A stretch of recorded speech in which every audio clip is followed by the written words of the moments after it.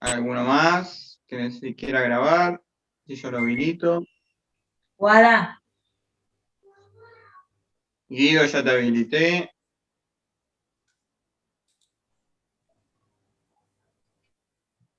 Ya te puse para compartir pantalla, Gaby, así que cuando quieras. Gracias, Sergio. Ramón Dale. Villafañe, si lo podés habilitar. Dale. Pidió.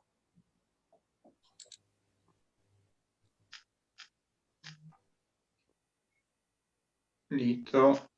¿Cómo andan? Qué poquitos somos. ¿Qué pasó?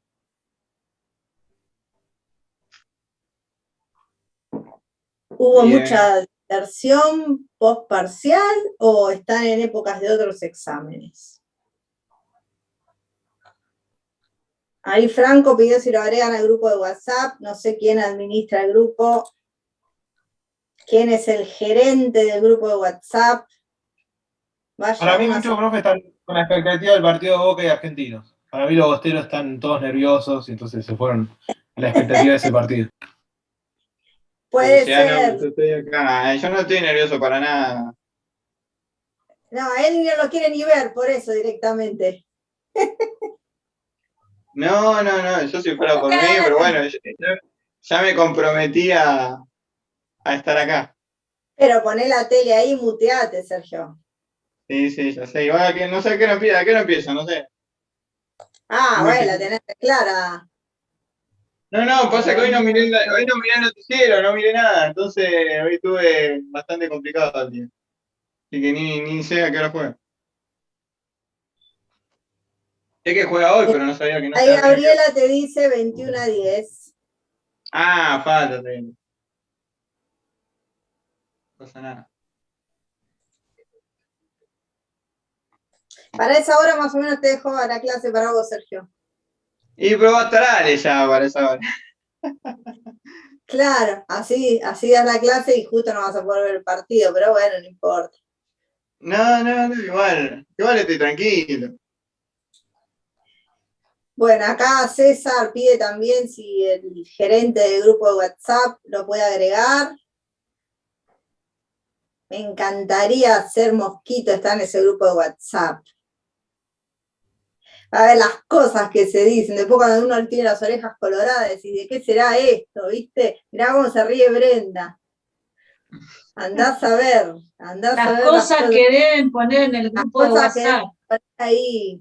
Se deben acordar de nuestras familias con No, tanto profe, qué mal cariño. concepto que tienen de nosotros. No puede No, ser pero así. si yo digo que se deben acordar bien de nosotros, yo no estoy pensando mal, yo estoy pensando que se acuerdan bien de nuestra prosperidad, de nuestras familias.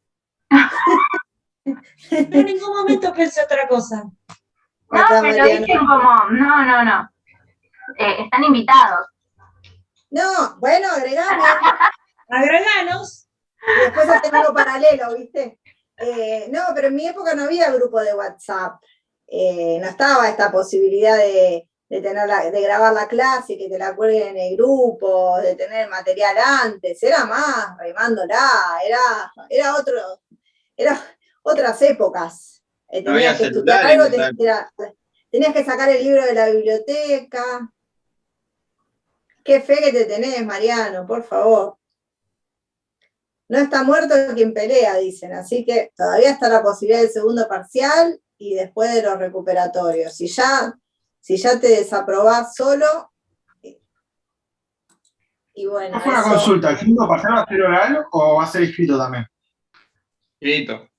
Mira, Calculo que escrito, pero no lo podríamos entendemos, confirmar. claro, entendemos que de la manera que se viene desarrollando todo todavía, de que hay que estar con los barbijos y la distancia y todo eso, es prácticamente muy difícil que podamos tomar un examen oral. Piensen ustedes que ya con el barbijo, cuando hablas con alguien, mucho que no se entiende. Imagínate nosotros haciendo la pregunta, el otro contestando, tendría que estar a la distancia para que, a los gritos, uno le pregunta a uno, escucha el de la otra punta. Es medio complicado. Me parece que lamentablemente, si bien a mí me gusta más el examen oral, va a tener que ser escrito. Pero bueno, todavía Más los falta. nervios y el barbijo. Los nervios, el barbijo. Chao. Sí, lo que pasa es que el oral yo creo que te da la posibilidad, si vos estudiaste, de demostrarlo, porque por un lado, de una manera o de otra, si el profesor le pone voluntad como le ponemos nosotros, te trata de hacer llegar a que vos demuestres que estudiaste. También está el que te hace la pregunta y sí, no, pero bueno, si uno le pone voluntad, es distinto que en el oral, en el escrito te trabaste, no te acordás, nadie te puede tirar una punta y quedó ahí, y bueno, puede pasar. Después está, hola Wadi. Después están en el gusto de cada uno, ¿no? Saludá acá a todos, mirá, están todos los chicos ahí. Hola. Hola. Hola. Hola. Hola. Hola, Wadi. Bueno. Bueno. Ojalá sea oral, bueno, eso no, lamentablemente no lo vamos a poder manejar. Yo les digo hoy que lo que a mí me parece es que la mayor probabilidad está por un examen escrito, pero no podemos dar certeza de nada. Lamentablemente, años anteriores empezaba el cuatrimestre, nosotros decíamos el primero escrito, el segundo oral, bla, bla, bla, ya como quedabas por sobreentendidas un montón de cosas que hoy no se pueden dar por sobreentendidas. Lamentablemente estamos atravesando una situación excepcional y lo que tenemos que agradecer es que tenemos la posibilidad de poder seguir cursando, como se hizo durante toda la pandemia y ahora que en otros lugares no se pudo seguir cursando y nosotros sí lo pudimos hacer de mayor o mejor manera o peor manera. Se pudo armar. No lo definimos nosotros, Mariano, eso lo define el jefe y las autoridades, porque por más que yo quiera tomar oral, no lo defino yo. Y vamos a hacer poco ese relativo, porque en general de los que aprueban el segundo parcial, de los que llegan a recuperatorio, hay bastantes que recuperan. Hay bastantes que llegan a recuperar, o sea, el que le fue mal en el primero, en general se pone las pilas para el segundo y después llega a recuperarlo, pero bueno. Las fechas, Oscar, 27 y 4, no tengo ni idea, no me acuerdo, ahora cuando viene el jefe le preguntamos, igual creo que están en el cronograma que subió Alejandro al Classroom, así que ahí en el cronograma tienen que estar, si quieren. Si alguno lo tiene ahí en la pantalla, o yo tengo un montón de cosas para compartir, y si no, después me fijo y te digo qué fechas están ahí. Sí, profe, está en el Classroom, yo me fijé. El tema, 27 y el sábado siguiente. el Bien. tema es que hay como 3 fechas.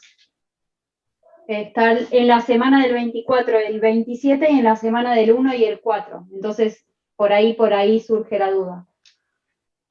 Puede ser que sea segundo parcial y luego recuperatorios. En la última semana van a ser los recuperatorios seguramente, y la semana anterior van a ser los parciales, ¿no? Por lógica. Ahora, ¿cómo va a ser la distribución? Si va a ser al revés del parcial anterior, si se va a poder elegir o no, bueno, todo eso más llegadito, no sé, que dentro de 15 días más o menos, ya con mayor certeza de cómo estamos parados, lo va a definir seguramente Alejandro, nos avisará a nosotros y lo podremos manejar, ¿sí? ¿Estamos? Profe, Sí. yo tengo 1 y 4, segundo parcial, y recuperatorio 8 y 11 de diciembre.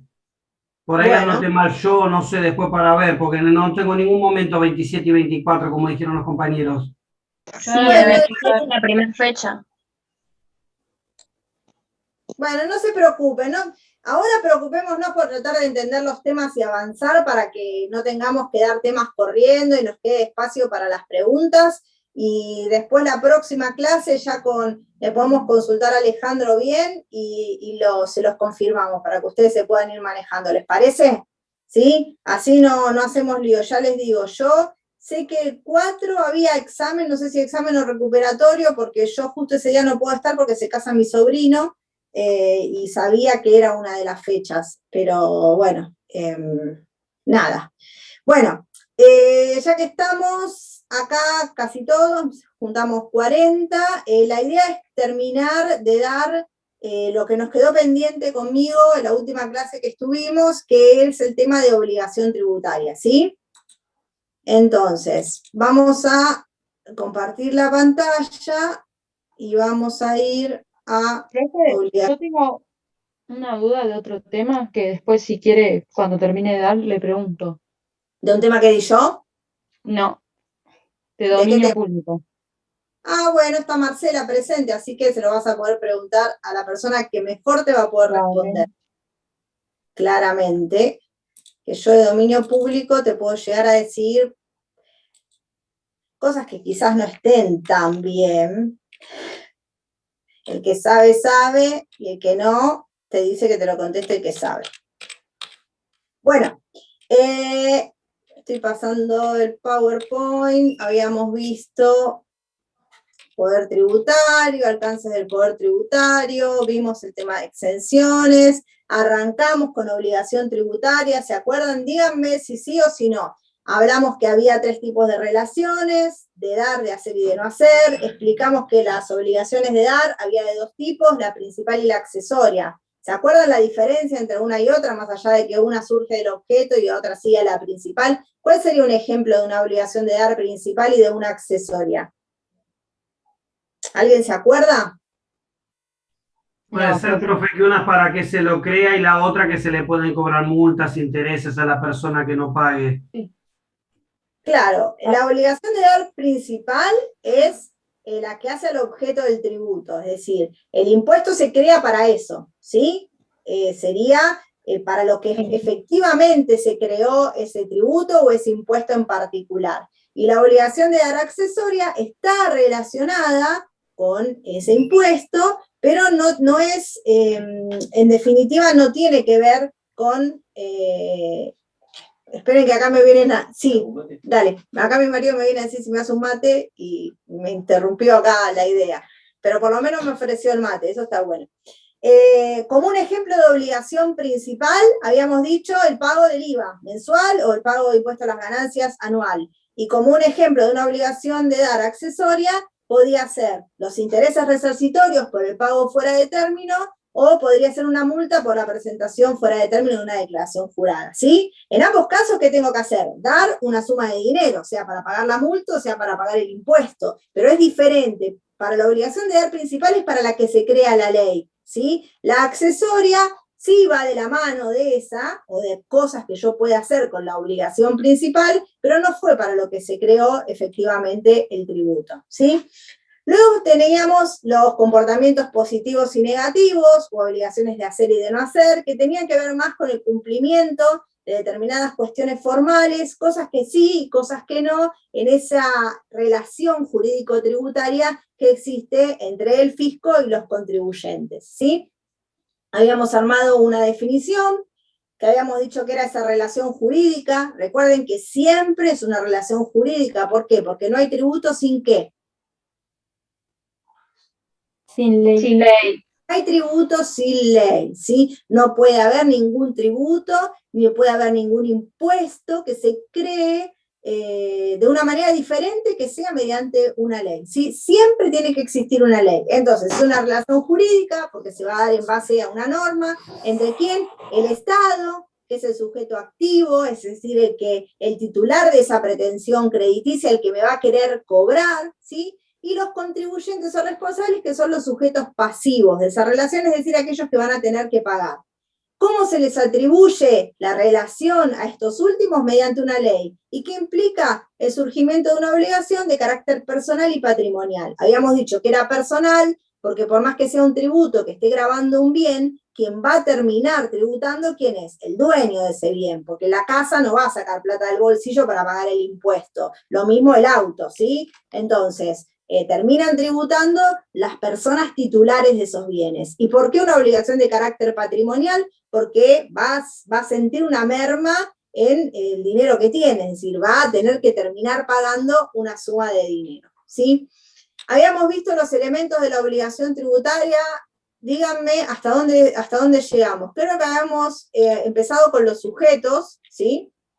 Habíamos dicho que el sujeto activo era el Estado, y habíamos hablado de sujetos pasivos, habíamos dicho que teníamos responsables por deuda propia y responsables por deuda ajena, ¿sí? Y yo les había mencionado que la diferencia entre uno y otro se relacionaba con lo que tenía que ver con el hecho imponible, ¿sí? Habíamos explicado qué era el hecho imponible, que era ese hecho que nacía de una ley, pero que tenía consecuencias económicas, ¿sí? Que está detallado en la ley y cuya verificación, es decir, si se desarrolla esa cosa que dice la ley, se va a disparar sobre mí que la obligación tributaria. ¿Sí? Es el hecho disparador de la obligación tributaria. Siempre que incurro en el hecho imponible, se va a disparar sobre mí la obligación tributaria, excepto que Está exento. esté exento, ¿sí? La exención es algo que permite que un sujeto que reunía las características para tributar, que incurrió en el hecho imponible, por una determinada circunstancia del legislador, que es el mismo que tiene el poder de gravar, que a su vez tiene el poder de eximir, decide que esa persona no va a tributar. Y hasta ahí creo que habíamos llegado, hasta hecho imponible. Bien, retomo un segundo para atrás. Los sujetos pasivos de la obligación tributaria están detallados en el artículo 5 y 6 de la ley 11.683. Anoten esto, artículos 5 y 6 de la ley 11.683. Más adelante vamos a ver la ley 11.683, pero, yo lo que voy a hacer, voy a correr el celu este que tengo acá, y voy a compartir la pantalla, a ver dónde tengo, si tengo acá la 11.683, ¿cuál es la que tengo acá? Denme un segundo, no, esta no es, espérenme un segundo, bienes personales, esta, a ver si ustedes están viendo lo mismo que yo. Sí, se ve, Gaby. Bien, entonces, fíjense, artículo 5 de la ley 11.683, responsables por deuda propia. En líneas generales, ¿qué es lo que dice? ¿Quiénes son los responsables por deuda propia? Los contribuyentes, profesora. Sí, pero se llama contribuyente, entendámoslo, que los contribuyentes, es decir, aquellos que van a tributar, pueden ser contribuyentes por dos situaciones. La ley no dice contribuyentes, habla de solamente contribuyentes, habla de que esos contribuyentes se dividen en dos categorías, responsables por deuda propia y responsables por deuda ajena. Fíjense lo que dice el segundo párrafo, dice, revisten el carácter de contribuyentes en tanto se verifique a su respecto el hecho imponible que les atribuye las respectivas leyes tributarias. ¿Qué queremos decir con esto? Que los responsables por deuda propia van a ser aquellos sujetos que van a tener que tributar habiendo sido quienes incurrieron en el hecho imponible. Por contraposición, los responsables por deuda ajena no incurrieron en el hecho imponible, pero van a tener que terminar tributando por aquel que incurrió en el hecho imponible. Pasan a ser responsables por deuda de un tercero. ¿Qué ejemplos tenemos acá de responsables por deuda propia? Personas humanas, personas jurídicas, sociedades, sucesiones indivisas. ¿Qué ejemplos tenemos?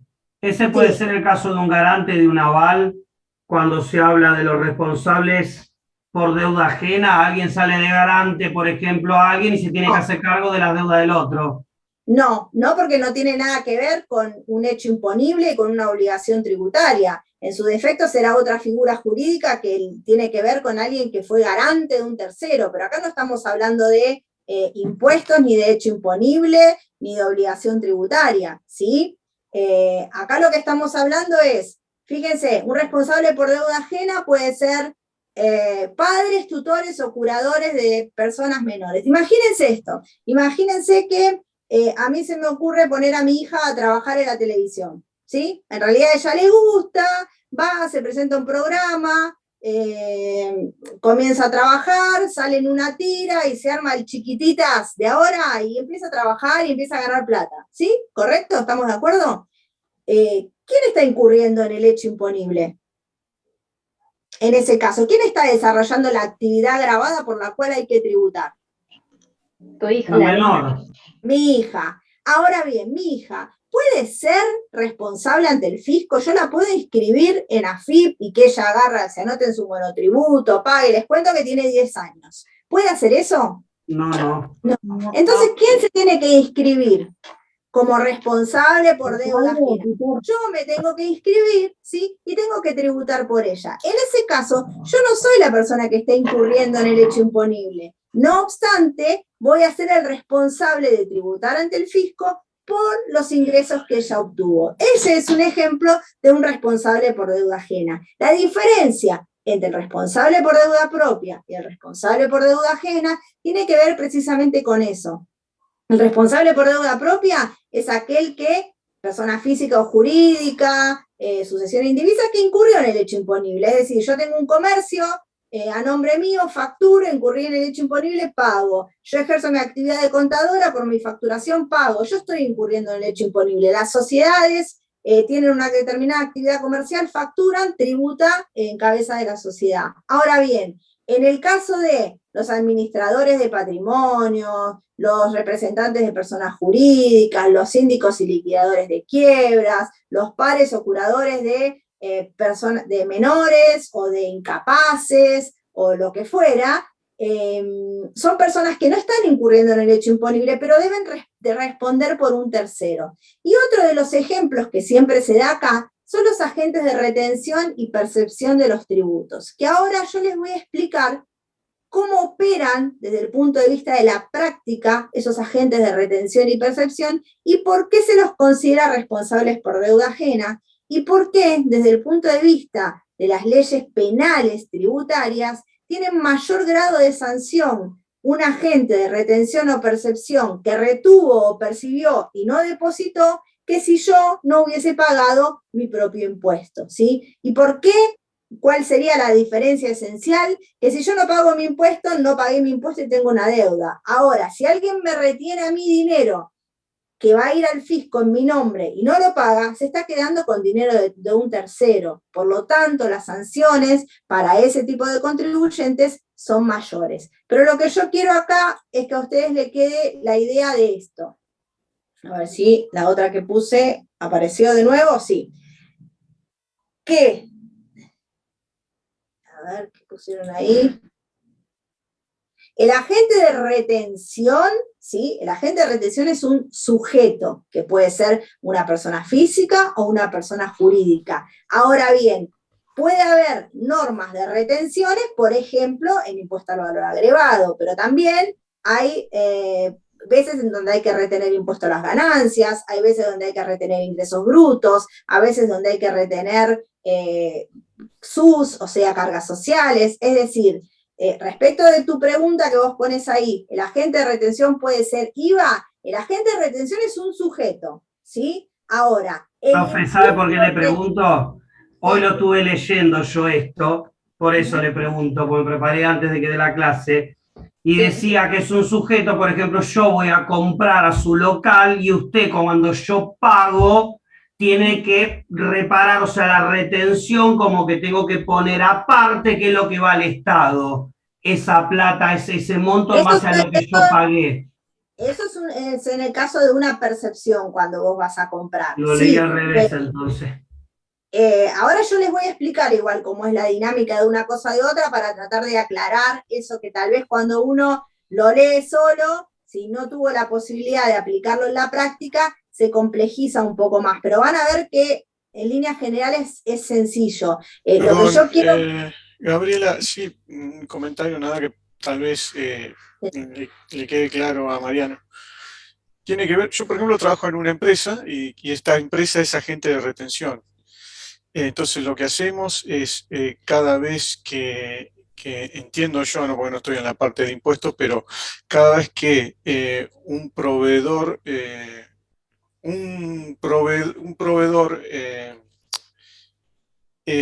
nosotros le pagamos la factura a un proveedor, tiene ciertas retenciones que son las que van a ir destinadas al fisco. Sí. Es algo así, ¿no? Sí. Sí, ahora yo voy a tratar de explicarlo, la diferencia entre uno y otro, y después vamos, si quieren, con algunos ejemplos. Pero yo, primero que nada, lo que quiero que ustedes entiendan acá es los distintos tipos de sujetos pasivos que hay. ¿Se entiende la diferencia entre un responsable por deuda propia y un responsable por deuda ajena? El responsable por deuda propia tiene que hacerse cargo de un pago ante el fisco, pero ese sujeto fue el que incurrió en el hecho imponible, ¿sí? Pago por algo que hice yo. En cambio, el responsable por deuda ajena va a ser responsable ante el fisco de un pago, pero no tiene que ver con dinero propio ni por haber incurrido en el hecho imponible. Es decir, ese sujeto no fue el que realizó la actividad agravada, no obstante, es quien termina siendo responsable ante el fisco del pago. ¿Por qué es importante poder diferenciarlos? Porque no es lo mismo un sujeto que otro. ¿Me siguen hasta acá? Ahora vamos con los ejemplos de agente de retención, agente de percepción, etcétera, etcétera.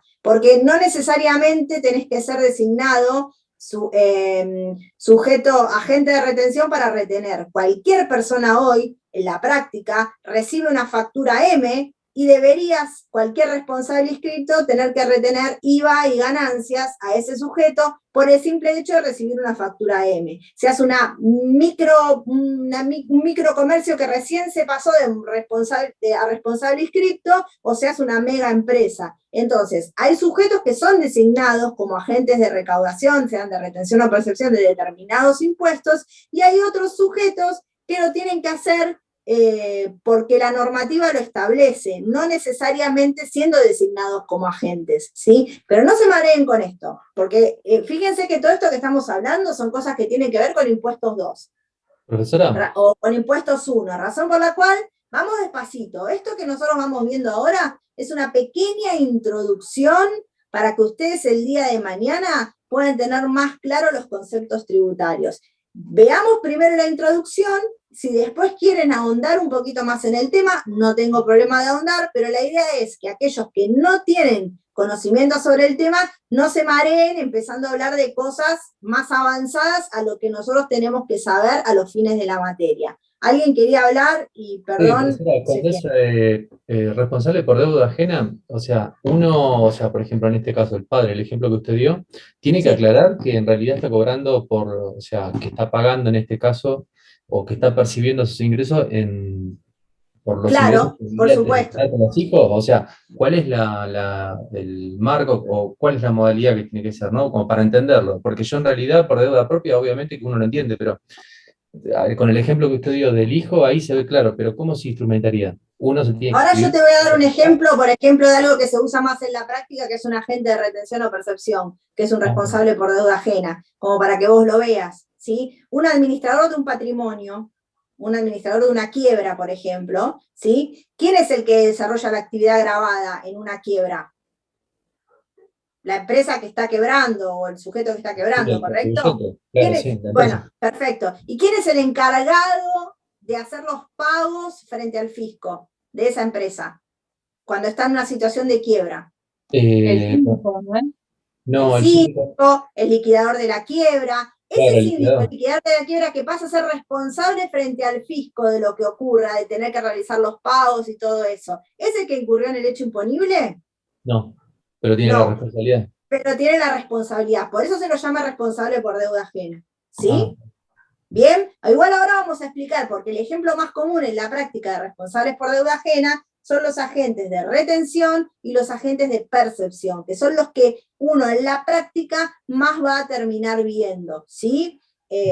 Por el mismo ejercicio de la profesión vas a convivir eternamente con certificados de retención, facturas que tienen percepciones de todos los colores que se te ocurra, y si a tu cliente se le ocurrió vender por Mercado Libre, vas a tener retenciones y percepciones de las 24 jurisdicciones de nuestro país. Entonces, te la vas a pasar liquidando 800.000 cosas y bajando de diferentes plataformas retenciones de todos los colores, ¿sí? Gracias. Bien. No, de nada. Igual ahora seguimos, y si cuando terminamos todavía quedan cuestiones por preguntar o ustedes quieren saber algo más, yo no tengo ningún problema. Lo que pasa es que vamos paso a paso, vamos desde lo más bajito hasta lo más alto, para que todos puedan tener el conocimiento. Como yo les decía hace unas clases antes, muchos pueden llegar acá casi conociendo lo mismo que puede conocer cualquier contador. Y muchos otros pueden llegar acá sin haber escuchado nunca mencionar la palabra base imponible, hecho imponible, y mucho menos la palabra contribuyente, responsable. Entonces, nosotros tenemos la obligación de explicar para el nivel de que no lo sabe, ¿sí? Y después tratar de igualar o responder las consultas del que esté más avanzado. Pero la idea es que todos se lleven lo básico, porque esto es fundamental, aprender estos conceptos para lo que sigue en los próximos cuatrimestres, ¿sí? Si ustedes se llevan una buena base de finanzas, de la cuestión tributaria básica, les va a resultar más sencillo cuando arranquen de manera específica a estudiar cada uno de los impuestos. ¿Vamos? Entonces, vimos lo que era el hecho imponible. Es importantísimo, miren cómo nos miro la cámara, que ustedes sepan a los fines del parcial qué es el hecho imponible. No vengan al parcial sin saber lo que es el hecho imponible. ¿Estamos de acuerdo? ¿Todos? ¿Seguro? ¿Sí? Se entendió, se entendió. ¿Quedó claro? Miren la carita de Leo con mis lentes azules hermosos. ¿Quedó claro? Mientras Belén se está comiendo una vainilla, yo no puedo comer porque estoy hablando, si no estaría haciendo exactamente lo mismo. Pero bueno, ¿qué es la base imponible? Que es otro de los elementos de la obligación tributaria. Hasta que hablamos de hecho imponible dijimos que era un hecho, una circunstancia que estaba descrito en la ley, que si yo lo hacía, se iba a disparar sobre mí la obligación tributaria. Ahora bien, cuando yo tengo que pagar un impuesto, ¿en qué me tengo que basar? ¿En teoría, en palabras hermosas, en hechos, en circunstancias o en números? ¿En qué pago yo? ¿En poesía o pago en plata? Pago en plata. Entonces, la base imponible no es ni más ni menos que la cuantificación de ese hecho imponible. Es el monto sobre el cual se tributa, ¿sí? El monto sobre el cual se tributa. Entonces, es la cuantificación de ese hecho, ponerle una cifra numérica. Por ejemplo, el hecho imponible sería desarrollar la actividad de contador público de manera independiente. Bien, yo estoy incurriendo en el hecho imponible. ¿Cuál es mi base imponible? ¿En base a qué voy a tributar yo por mi actividad de manera independiente? A lo que ganas. Lo que facturo, ¿sí? Por ejemplo, en el caso de impuestos a los ingresos brutos, que es un porcentaje de lo que yo facturé, mi base imponible va a ser mi facturación, ¿correcto? Si facturé 100.000 es una cosa, si facturé 30.000 es otra cosa, y si facturé 20 millones, estaría con Wanda Nara, Icardi y todos esos en algún yate, y ustedes no me estarían viendo en este momento, o capaz les estaría dando la clase por Zoom desde allá, no estaría haciendo el caso. Pero lo importante es que ustedes sepan esto, es ponerle un número a ese hecho imponible, es cuantificar el hecho imponible, ¿sí? Transforma ese hecho, como dice la definición que está descrito en la ley, en una cifra monetaria, ¿sí? Y ahí dice que la cuantía del impuesto va a surgir de multiplicar esa base imponible por la alícuota, ¿sí? ¿Qué es la alícuota? Un porcentaje que yo aplico sobre la base imponible y me da como resultado el impuesto determinado. Base imponible por alícuota igual a impuesto determinado. Después veremos que hay impuestos de alícuota fija, impuestos de alícuota variable, impuestos de alícuota proporcional, y un montón de variables más que ya van a tener un añito y pico más o 2 añitos más como para entretenerse con eso. La idea fundamental de esto es que sepan que el hecho imponible es esa circunstancia descrita en la ley, que si yo la hago y no aparece una exención salvadora, voy a tener que tributar.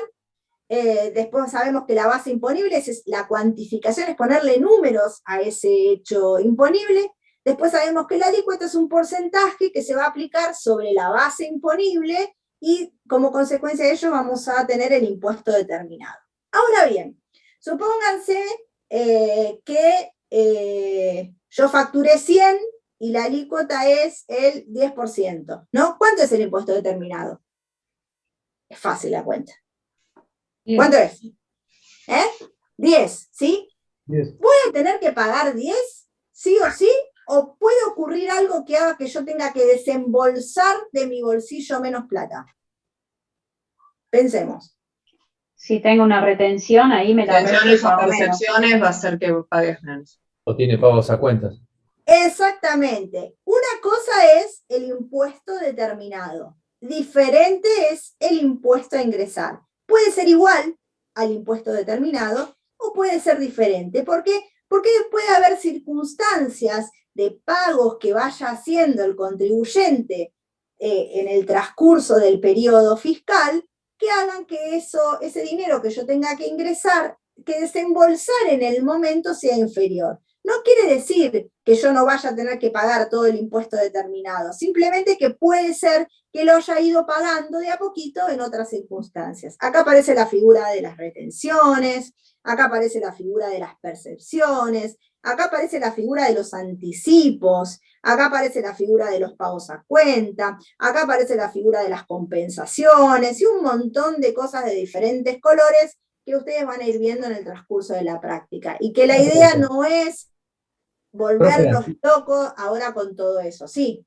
¿Anticipo no es igual que pago a cuenta? ¿O estoy confundido? Sí, pues el anticipo es un modo de pago a cuenta. ¿Sí? Claro. Obligatorio, pero vos Pero no podés es que hacer son un dos pago cosas a cuenta, distintas. vos podés hacer un pago a cuenta del impuesto. A mí se me ocurrió hoy pagar algo a cuenta del IVA de noviembre. Voy y deposito IVA de noviembre, hago un BEP y lo pago. Sí. Eso es un pago a cuenta. Pero Claro. no es un anticipo. El anticipo está establecido por el fisco y es obligatorio su ingreso, ¿sí? Por ejemplo, en el caso de impuesto a las ganancias, vos haces tu presentación de declaración jurada, te da X cantidad de dinero a pagar y depende de lo que te diga a pagar, a partir del próximo, si se corta nos conectamos de nuevo con todo el chino este de las contraseñas de Sergio. A partir del próximo ejercicio estás obligado a hacer pagos bimestrales anticipando el impuesto del año siguiente, que se hace todo con una cuenta especial, etcétera, etcétera, pero estás obligado. O sea, que el anticipo es una especie de pago a cuenta, sí, pero es un pago a cuenta obligatorio. Yo puedo hacer un pago a cuenta que se me ocurrió hacer y eso no estaría prohibido. ¿Se entiende la idea? ¿Sí? Y en principio son parecidos. Perdón. Sí. Son parecidos, pero el nombre anticipo implica obligatoriedad. El nombre pago a cuenta no necesariamente, ¿sí? Es una forma de pago a cuenta. Como en SICORE. El Cuando SICORE haces un es... pago a cuenta, haces el pago a cuenta, ¿sí? Y después obviamente...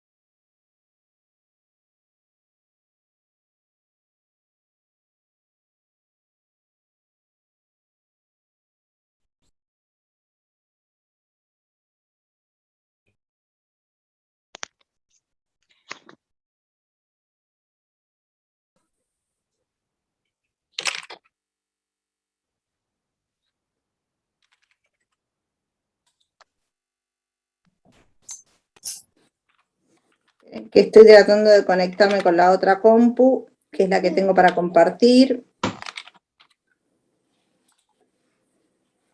Recording in progress. Bien. Acá estamos.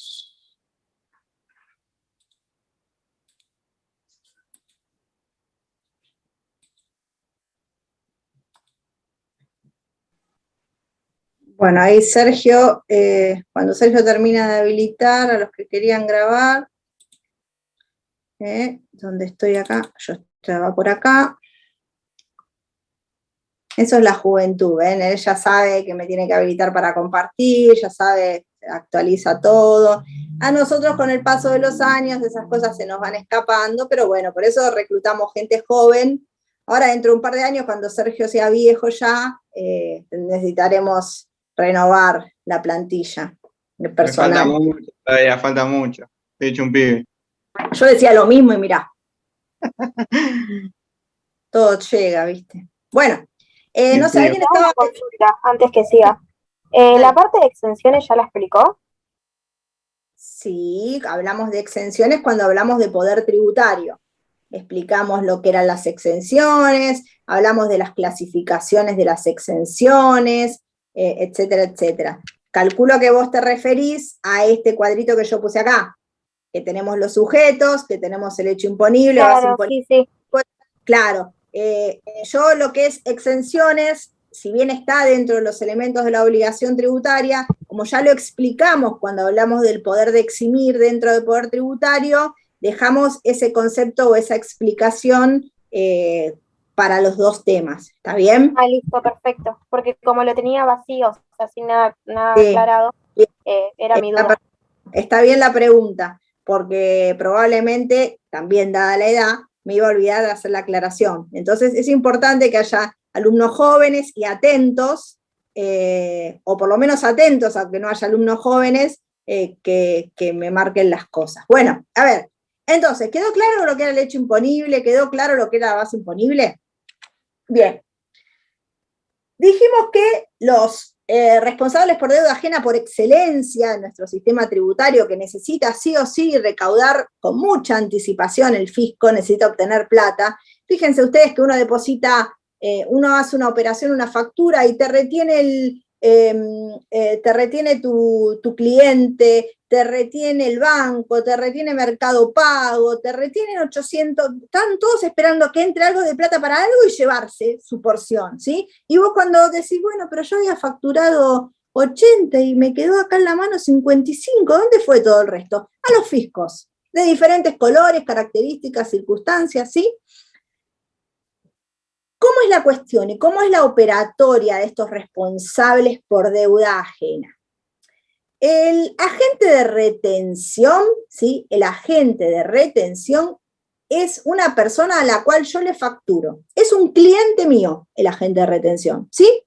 Yo le tengo que facturar a ese contribuyente y en el momento de que esa persona me va a realizar el pago, me va a pagar un poquito de menos. Ese poquito de menos que me paga es la retención. Vamos con un ejemplo. Yo le facturo honorarios a Belén por un trabajo que le hice, ¿sí? Le facturo, supónganse, 100.000 pesos. Belén al momento de pagar me dice, bueno, Gaby, acá te pago, toma, te doy un cheque por 80, ¿sí? Y estos 20.000 son el certificado de retención de impuesto a las ganancias. Entonces, ¿cuánta plata me llevo yo de ahí? En el cheque 80, pero me llevo 20 en el concepto de una retención, ¿sí? Esos 80 que yo voy a poder depositar en mi cuenta bancaria, más ese papelito de 20 que uno dirá, ¿para qué me sirve? Completan los 100 que yo le facturé. ¿Qué tiene que hacer Belén con esos 20.000 que me sacó a mí? ¿Se los guarda y va y se los gasta en el shopping? Depositárselo. No debería, no debería.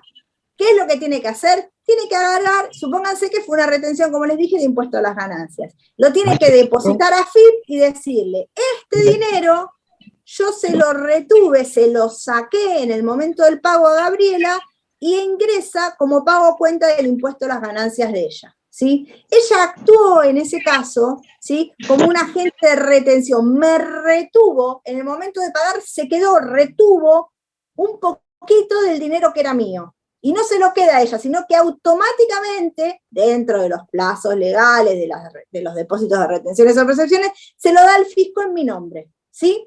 Es un sujeto que me tiene que realizar un pago, en el momento del pago, me paga un poquito menos, ese poquito menos que me abona es una retención y lo va a tener que depositar al fisco que corresponda en concepto de pago a cuenta del sujeto retenido. Si me retiene ingresos brutos, se lo deposita al fisco provincial y es un pago a cuenta mío, no es un pago a cuenta de ella, ¿sí? Es un pago mío, ese dinero que está ingresando. Cuando yo voy a hacer la liquidación de mi impuesto, diré, impuesto a las ganancias del año me dio a pagar 130.000 menos los 20.000 que ya ingresó en Belén por esa operación que nosotras hicimos, pago 110.000. ¿Se entiende el ejemplo? ¿Se entiende cómo opera el agente de retención? El agente de retención es un cliente mío, es alguien a quien yo le tengo que hacer una factura y ese tercero me tiene que pagar. Al momento de pagarle me retiene, me saca un poquito y se lo queda. lo deposita al fisco en nombre mío, ¿sí? Actúa de intermediario, ¿sí? ¿Incurrió en el hecho imponible? ¿Es aquel que realizó la operación grabada, facturó, vendió? No, esa fui yo. Ella no incurrió en el hecho imponible, pero termina siendo responsable por deuda ajena, porque ese dinero que me retiene a mí es deuda mía, ¿sí? Es un pago a cuenta mío, y lo tiene que depositar, y pasa a ser responsable por deuda ajena. Si no lo deposita, tiene un doble problema, ¿sí? Porque no solamente está incumpliendo con un pago, sino que a su vez está incumpliendo con un pago de dinero de tercero, con lo cual sí tiene sanciones más graves. Un ejemplo muy, pero muy común de un agente de retención es un empleador también, ¿sí? Yo trabajo en relación de dependencia, ¿y qué es lo que hace el empleador? ¿Cuál es mi sueldo? Mi sueldo es el bruto, el que está arriba, en el primer renglón, ¿correcto? Después, ¿qué tengo? Me hacen la retención de jubilación, ley 19032, obra social, cuota sindical, bla, bla, bla, y cobro tristemente el neto que está abajo, ¿no es cierto? Y no sabemos qué pasó con todo lo del medio. Todo lo del medio se lo queda el empleador, ¿sí? Que fue el agente de retención, que fue quien me retuvo. ¿Y qué tiene que hacer con ese dinero? Lo tiene que depositar. Tiene que depositar para que el día de mañana vos te puedas jubilar, para que puedas tener tu obra social, para que puedas usar los beneficios del sindicato. Ahí también tenés un agente de retención. ¿Fue la empresa la que realizó la actividad generadora del pago de eso? No, porque el que trabajé fui yo, ¿correcto? Entonces me están reteniendo a mí. Esos son ejemplos de agentes de retención, sujetos que me tienen que pagar, recuerden esto, y en el momento de pagar me pagan un poco de menos. Eso que se quedaron, que era mío, lo van a ingresar al fisco que corresponda en concepto de pago a cuenta mío, porque soy el sujeto que sufrió la retención. ¿Se entiende hasta ahí? Sí, profe, con lo que dijo de último se entendió, pues yo no lo entendía. ¿No lo entendías? Y con el caso, por eso a veces... Bueno, exactamente. El que retiene es alguien que me tiene que pagar y me paga un poco de menos. Uno de los ejemplos, por eso digo, desde el punto de vista de lo que tiene que ver con la práctica de una empresa, es más fácil de entender el certificado de retención cuando te hacen un pago. Ahora, Claro, que nunca lo vio, disculpe, probablemente sí vio y tuvo un recibo de sueldo. Claro, Entonces, yo lo miraba por el... Disculpe, sí. Rosy, yo lo miraba por el tema de las retenciones, lo miraba más que nada por el tema del lado de los proveedores. O sea, vos cuando le haces, tenés que emitir un pago a un proveedor, le metís el pago menos los comprobantes que tenga o mejor dicho, menos las retenciones que tenga que hacer y le da los comprobantes. Y al revés para el tema de las ventas. No sé si está bien o está mal asociarlo así. Pero vos lo tomás, pero esa retención que vos le hacés a tu proveedor, que estarías posicionado en el ejemplo que yo dije, en el caso de Belén, ¿sí? Esa retención que vos le haces al proveedor, vos estás operando ahí como responsable por deuda ajena, ¿sí? Claro. Yo lo mostraba del otro lado. Para tu caso, vos estás operando como responsable. Cuando vos le pagás a un proveedor, que sería que vos me estás pagando los honorarios a mí, vos estás actuando como agente de retención. Del otro lado, estoy yo, que soy quien sufro la retención. El que retiene, el agente de retención es el que se queda con un poquito de tu plata. Si vos sos el que está pagando y te estás quedando con un poquito de mi plata, sos el agente de retención. Yo, que recibo menos, soy el sujeto retenido. El empleador que retiene los aportes jubilatorios y de obra social es el agente de retención. El empleado que cobra su bruto menos los descuentos es el sujeto retenido. ¿Sí? ¿Se entiende cuál es la idea? ¿Todos? Sí, de una o de otra manera, ese es el concepto. En cambio, el agente de percepción... Perdón. Sí. Me quedó una consulta. Y lo vemos reflejado en la factura, ¿no? Las retenciones. No. La retención la ves reflejada en el certificado de retención. ¿Sí? No la ves reflejada en la factura, porque la factura la emito yo y la retención es posterior a la emisión de la factura. Lo que sí vas a ver reflejado en la factura es una percepción, que es diferente, ¿sí?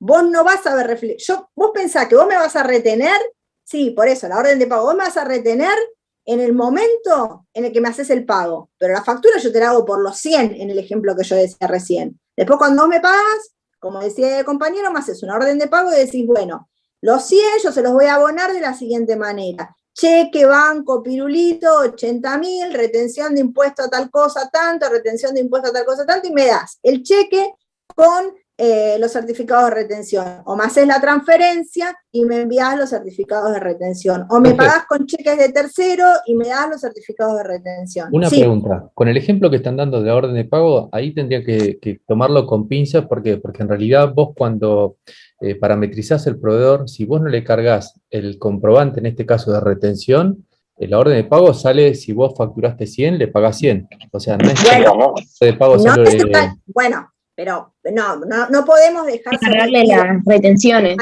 claro. a parametrizar o no un sistema. La No, pero me realidad refiero es que que no es siempre así, a eso es lo que voy. O sea, que puede salir órdenes de pago, porque a mí me tocó a veces ver órdenes de pago sí, que salen a ver, así, no es que se lleva la idea de que sale siempre ahí discriminado. no en todos los casos tenés que retener, ¿sí? Tendrás que ver cuáles son las resoluciones generales, tendrás que ver la cantidad de facturas que le fuiste emitiendo a un mismo sujeto, que ese sujeto te fue emitiendo en el transcurso del año, si superó determinado monto como para que le tengas que retener. A veces le retenés en la primera operación un poquito y en las siguientes le retenés más. A veces en la primera operación no le retenés porque no superó el mínimo para tener que retener y sí le retenés en las posteriores, pero no nos basemos. Yo entiendo que hoy por hoy lo que más se utiliza es un sistema y se parametriza el sistema. Lo que uno tiene que entender es conceptualmente cuál es la idea. La idea es, ¿todas las operaciones son sujetas a retención? No, pero sí todas son sujetas a análisis de si corresponde o no retener, ¿sí? Por ejemplo, como yo decía antes, las facturas M que uno recibe, que voy a explicar, voy a hacer un paréntesis, son el tipo de facturas que le dan a los contribuyentes que recién comienzan como responsables inscriptos y que no pueden demostrar solvencia patrimonial como para que el fisco se quede tranquilo de que le va a pagar el IVA, cierro paréntesis, ¿sí? En ese caso de esos contribuyentes, sea el monto que sea, te tienen que retener el IVA y te tienen que retener impuesto a las ganancias. Te retienen el 100% del IVA y además un porcentaje de impuesto a las ganancias. ¿Hasta cuándo? Hasta que dejes de tener factura M. ¿Sí? Que puede ser un cuatrimestre, depende de la situación del contribuyente y un montón de otras cosas más. A lo que yo voy es, tengo que saber, si es M le tengo que retener siempre. Después, obviamente, es más fácil tener un sistema parametrizado donde toda esta teoría que yo les estoy contando se carga en un sistema, entonces uno aprieta un botoncito y ya el sistema sabe cuántas facturas te emitió ese mismo cliente en el transcurso del tiempo, hace la cuenta, la base imponible, mínimo imponible, alícuota. Gabriela, discúlpame, pero muchos de estos sistemas parametrizados después se caen con el tema de la facturación electrónica. Facturación electrónica cuando hay que registrar los impuestos que se retienen es un tema. Por eso lo que yo no hay muchos sistemas que están preparados para converger con AFIP. No, sí, por ejemplo, vos tenés, no sé, el Tango Gestión, le vas modificando las distintas resoluciones generales, a veces lleva más tiempo andar modificando, porque fíjense ustedes que nuestro sistema tributario es muy variable. Entonces, complejo. Los regímenes de retención, complejo y variable, las dos cosas, porque tiene la complejidad ingresás al sistema. ¿Qué? Bajas un TXT y lo ingresas al sistema y te lo toma. No, pero yo lo que hablo es la complejidad del sistema tributario en cuanto a lo difícil que es la liquidación de los tributos en nuestro país por los distintos impuestos que hay, que se van agregando ante la necesidad, y por otro lado, además de lo difícil que es, la complejidad,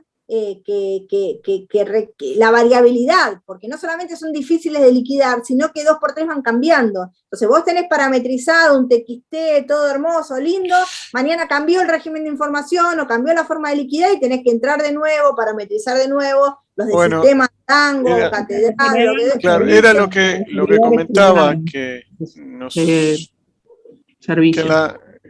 en las empresas, por ejemplo, que son agentes de retención, todos los meses, creo que el último día del mes, o los primeros días, los últimos días del mes o los primeros días del mes tienen que estar cambiando las bases imponibles de cada uno de sus... Las bases imponibles, le cambian los patrones, te cambian te cambian las condiciones. Padrones que actualizan el 1 de mes de Arba o de Aship. Por eso, todas esas cosas, todo, es muy variable todo, pero ¿cuál es la idea que yo quiero que se lleven? Es, el agente de retención es alguien que tiene que pagar y con el momento de pagar paga un poquito de menos, ¿sí? Si yo soy el sujeto retenido voy a cobrar menos, si yo soy el agente de retención voy a pagar menos, pero siempre va a haber en el medio esa retención. ¿Qué va a pasar con la retención? El agente la tiene que depositar y el contribuyente que sufrió esa retención se la puede descontar. Diferente es la percepción. La percepción es un plus que uno pone en la factura. Ahí sí uno tiene que ser designado como agente de percepción, ¿sí? Es un plus que uno agrega en la factura, ¿sí? ¿Estoy o no estoy? Sí. Es un plus que uno agrega en la factura y estoy cobrándole a esa persona un poquito de más. Fíjense, en la retención a mí me pagan de menos, en la percepción me facturan un plus, me facturan un poquito de más. Entonces uno ve que la factura dice, el producto vale 100, el IVA 21 y la percepción de ingresos brutos 3 pesos. Yo pago 124, ¿sí? Estoy pagando 100 del producto, 21 de IVA y 3 de percepción. Ese plus, ese poquito de más que me cobraron a mí, ¿sí? En concepto de percepción, yo también cuando haga mi liquidación lo voy a poder deducir del pago del impuesto. Pero no fue en una operación en donde alguien me tenía que pagar, fue en una operación en donde yo fui a comprar. Mucho hay percepciones en las facturas de los celulares. Si ustedes miran las facturas de los celulares, tenés percepción de ingreso bruto de tal cosa, percepción de tal cosa. Las empresas de servicios también realizan muchas percepciones, y ahí sí son agentes designados. Ahí no, se me ocurre facturar y te facturo una percepción, no. Si yo no fui designado como agente de percepción, no lo hago. Diferente las retenciones, en donde sí, yo tengo que cumplir con las resoluciones generales y eventualmente retener. ¿Se entiende la idea? Tanto el agente de retención, que es alguien que paga y se queda con una parte, como el agente de percepción, que es alguien que factura y cobra un plus, un excedente en esa factura, ¿sí? Ambos son responsables por deuda ajena, ¿sí? Sí, obviamente que lo paga siempre el contribuyente, por eso es, pero no es parte del costo. No, Mariano, no es parte del costo, es parte de lo que terminás pagando, pero el costo es 100. 21, ya estoy. Sí, ahí estoy, dame un segundo que ya estoy. El costo es 100, 21 es impuesto y 3% es percepción. No es costo de producto, porque se puede recuperar en concepto de pago a cuenta del impuesto. Sería costo si yo lo tendría que sumar al valor del producto. En este caso no es un costo, tenemos el precio del producto, tenemos el impuesto al valor agregado y tenemos la percepción de ingresos brutos que luego yo la voy a descontar del pago del impuesto. Es un pago a cuenta, ¿sí? Técnicamente. Y obviamente lo paga siempre quien compra, pero si vos estás comprando, no estás inscripto en ingresos brutos y te hacen esa percepción, no la vas a poder descontar en ningún lado. Ahí sí es un costo. Ahora, si vos estás inscripto en ingresos brutos de Buenos Aires y haces una percepción de ingresos brutos de Buenos Aires, la vas a terminar descontando cuando tengas que hacer el pago mensual de la declaración jurada. Sí, alguien quería preguntar algo. Sí, yo lo que preguntaba, por ejemplo, cuando uno le retienen, en realidad factura, supóngase, 10 pesos, ¿no? Y le retienen 2 pesos. O mejor dicho, para ser más claro, factura 100 y le retienen 10. O sea, va a cobrar 90, pero ¿qué pasa? O sea, cobra menos, pero tiene que emitir un comprobante de retención. En cambio, en la percepción directamente sale la factura, el monto, más los impuestos. Y tiene que pagar el total y no se emite comprobante. ¿Esto sería así? Pero el comprobante es la misma factura. La factura es el comprobante de la percepción. Claro, porque aparece discriminado, pero no se genera un comprobante fuera de lo que es la factura.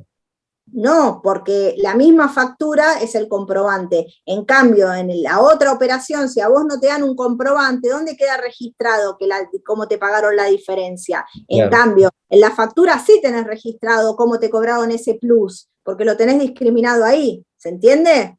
Claro. ¿Y hay tiempo para reclamar ese comprobante de retención? El O sea, si certificado de retención deberían entregártelo en el junto momento del con pago. la operación del pago, ¿sí? Sí.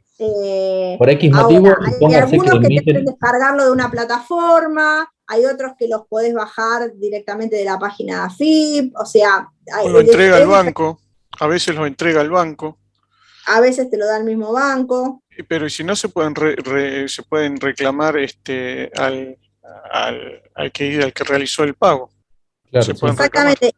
En general, me Es que dicen, lo podés chicos, la hacer también en contraseña AFIP. del Zoom de Sergio es 1Q, B larga, porque me estoy por quedar sin batería en el otro cel. Larga, Q mayúscula. Una Q mayúscula, B Ahí la pasaron al chat. Larga DF. Voy a entrar en el otro celu y denme un segundo que voy a salir de este. Ya estoy, ya entro, ¿eh?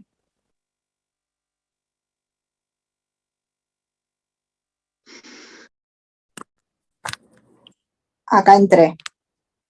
¿Me escuchan? ¿Me ven? Sí. Bueno. ¿Se entendió esto, chicos? Sí. ¿O no? Sí, profe. ¿Todos? ¿Seguro? Sí, profe. En general, cuando damos este tema, yo dibujo una factura en el pizarrón. No sé si todos han tenido la posibilidad de ver cómo es una factura A, cómo es una factura con una retención, cómo es una factura con una percepción.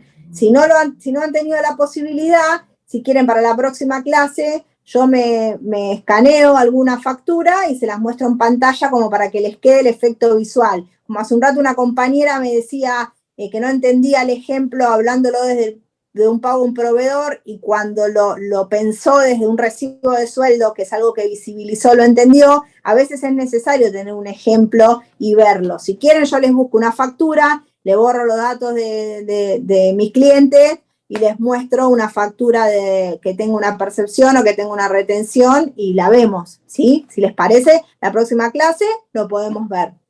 Y la idea es que ustedes quede claro el tema. Lo último que vamos a ver respecto de obligación tributaria son las distintas formas de determinación de la obligación tributaria, ¿sí? Y hay 3 formas de determinación. Una es por el contribuyente, que es el sistema que más se utiliza en nuestro país. Nuestro sistema, en líneas generales, es autodeterminativo. ¿Quién es el que realiza la declaración jurada de impuesto a las ganancias? ¿El mismo contribuyente? El mismo contribuyente, ¿sí? ¿Quién es el que dice en qué categoría de monotributo se encuadra, más allá de la normativa? El contribuyente mismo también. El mismo contribuyente. Después podrá venir el fisco y decir, no, eso que usted hizo está mal, o hacerme una verificación o lo que fuere. Pero nuestro sistema es autodeterminativo y esa es una de las formas de determinar la obligación tributaria, por el contribuyente. Después tenemos una determinación por el fisco o determinación de oficio, ¿sí? Que la hace el fisco en determinadas circunstancias, que ya lo vamos a ver cuando veamos la ley de procedimiento tributario, y que la puede hacer en base a datos reales o en base a datos presuntos. ¿Y por qué el fisco podría tener que basarse en datos presuntos para hacer una determinación de oficio?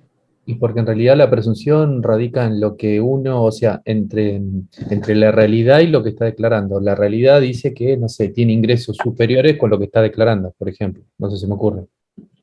Entonces ahí... En realidad, ¿saben con qué tiene que ver?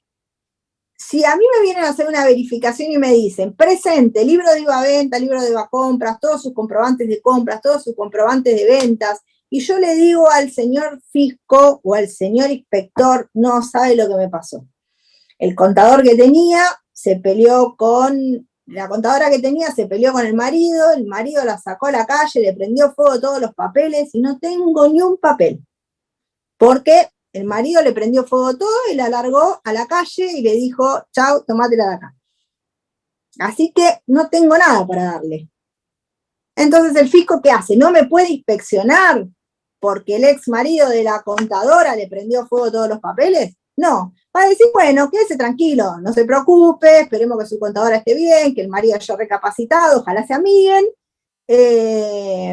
pero yo tengo que determinarle su obligación tributaria porque yo encontré inconsistencias en su declaración. Quédese tranquilo, le aplico presunciones. Y la misma ley establece cuáles son las presunciones que se pueden aplicar en cada uno de los tributos. Por ejemplo, que uno no puede ganar menos de tantas veces lo que paga de alquiler, que uno no puede... Y cuando llega el momento que te aplican las presunciones, agarrate. Y hubiese preferido no decir que le prendieron fuego los papeles a tu contadora. Entonces, pensar que en base a datos reales es cuando el contribuyente, dentro de esas que hablábamos de comportamientos positivos y comportamientos negativos hace un rato, bueno, se presenta, adjunta la documentación que tomó a los fines de liquidar el impuesto, entonces el fisco puede ver y te puede decir, mira, este gasto yo no te lo acepto, que deduzcas, porque la verdad que me pongas el jacuzzi inflable como gasto necesario para tu actividad, me parece que no da, te lo vamos a descontar, vos discutirás que lo necesitas para relajarte, como me dijo mi cliente cuando me pasó la factura del jacuzzi inflable para deducir, y después lo charlarás, sí, ¿no? Y discutirás sobre lo que vos hiciste. Ahora, si vos no presentaste ningún papel, el fisco no tiene sobre qué contrastar la información que vos presentaste. Entonces ahí te aplica presunciones. Inclusive a veces, presentando documentación, también puede utilizar un poco las presunciones para determinarlo. ¿Pero a qué voy con esto? La determinación por el fisco puede ser en base a datos reales, si el contribuyente aporta la documentación, y si el contribuyente no aporta la documentación, te lo pueden hacer igual en base a datos presuntos. Importante saber qué decir, porque muchas veces cuando te aplican datos presuntos lo que hacen es invertirte la carga de la prueba. Una determinación de oficio con datos presuntos eran los famosos puntos fijos. Te venía el inspector, se te sentaba en tu boliche y empezaba a ver cuánta gente entraba a comprar. Tú te hacía la cuenta y eso te lo multiplicaba por tantos días y decía que vos facturabas en el mes tanto, en el año tanto, por un muestreo que hizo de determinados días y horarios dentro de tu facturación. Y tal vez eso no tenía que ver con tu realidad, pero si vos no aportaste la documentación, estás al horno. Entonces, a veces hay que pensarlo. Entonces, la determinación de obligación por el contribuyente, ya estoy, por el fisco, una forma de determinación mixta que se utiliza mucho en los tributos aduaneros, en donde uno suministra la información de la base imponible y el fisco en base a eso te dice cuánto tenés que tributar. Es como una especie de relación combinada, por eso se llama forma de determinación mixta. Y ahora sí alguien quería preguntar algo. Perdón. ¿Puede ser presuntas por el fisco cuando, por ejemplo, tenés gastos con la tarjeta, que pasó mucho este año, y vos en ganancias no justificás los gastos que tenés con tus tarjetas titulares?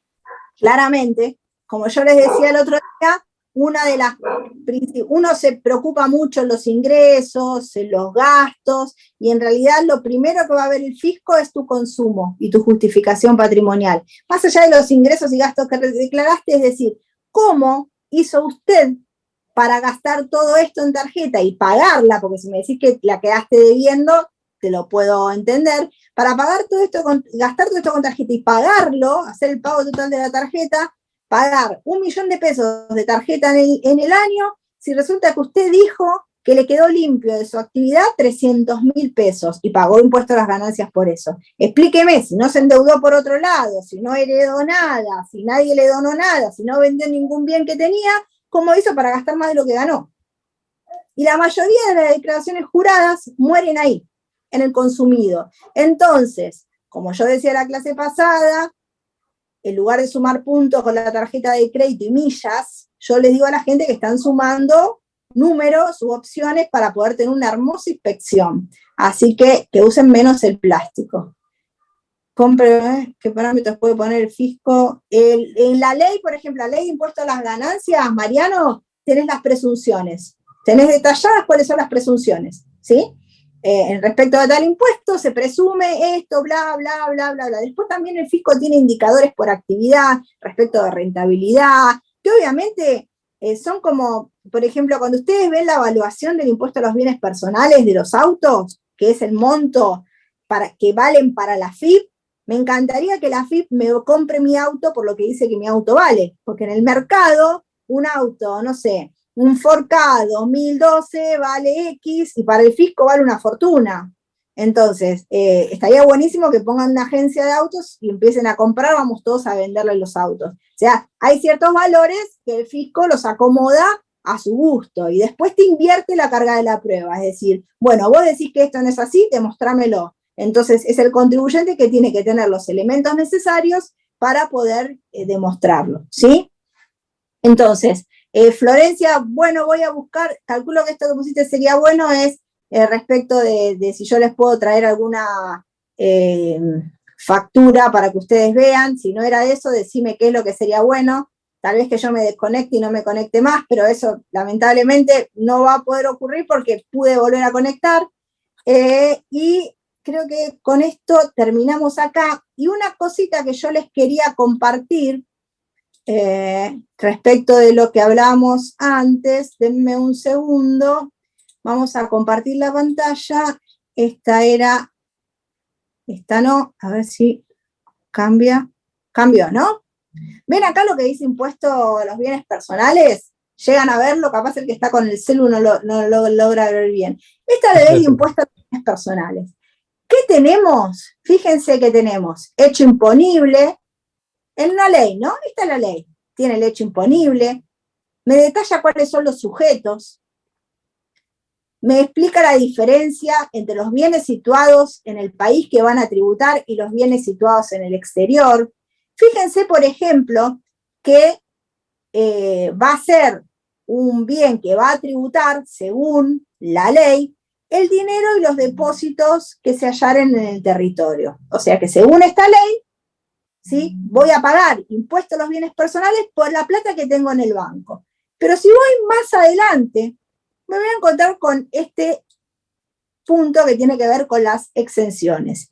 ¿Y qué es lo que me dicen las exenciones? Que, esperen que los encuentre, los depósitos en moneda argentina extranjera que los tenga dentro de plazos fijos, caja de ahorro, bla, bla, bla, bla, van a estar exentos. O sea, que 2 artículos arriba me decía que el dinero estaba grabado. Ahora, si yo el dinero, en lugar de tenerlo en una cuenta corriente, lo tengo en una caja de ahorro, en un plazo fijo al 31 de diciembre, sobre ese dinero no voy a pagar.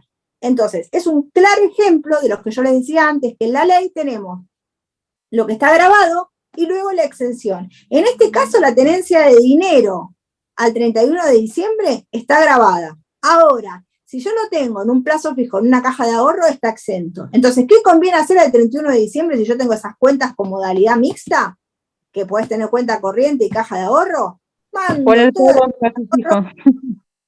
Entonces, mando toda la caja de ahorro, entonces ahí no tributo, ¿sí? Por ahora. Pero puede haber algún corralito en el futuro y Bueno. ahí estamos en el horno. Profe, en ese caso... Si la tenés en el banco, si la tenés en el banco, ¿sí? Tenerla en modalidad cuenta corriente o caja de ahorro para el caso es lo mismo. Lo que pasa es que la no la tiene en el banco, entonces, ¿qué es lo que ocurre? La tenencia de dinero en efectivo, abajo del colchón, sí tributa impuesto a los bienes personales. En una época también tributaba el dinero que estaba en las cuentas, pero cuando la gente llegaba a fin de año, ¿qué pasaba con el sistema bancario?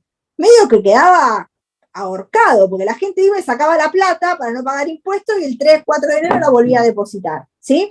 Claro, yo le quería preguntar algo con respecto a eso. Por ejemplo, si supóngase que usted tiene modalidad mixta, ¿no? Caja de ahorro y caja, Sí. no sé, cuenta corriente, ¿no?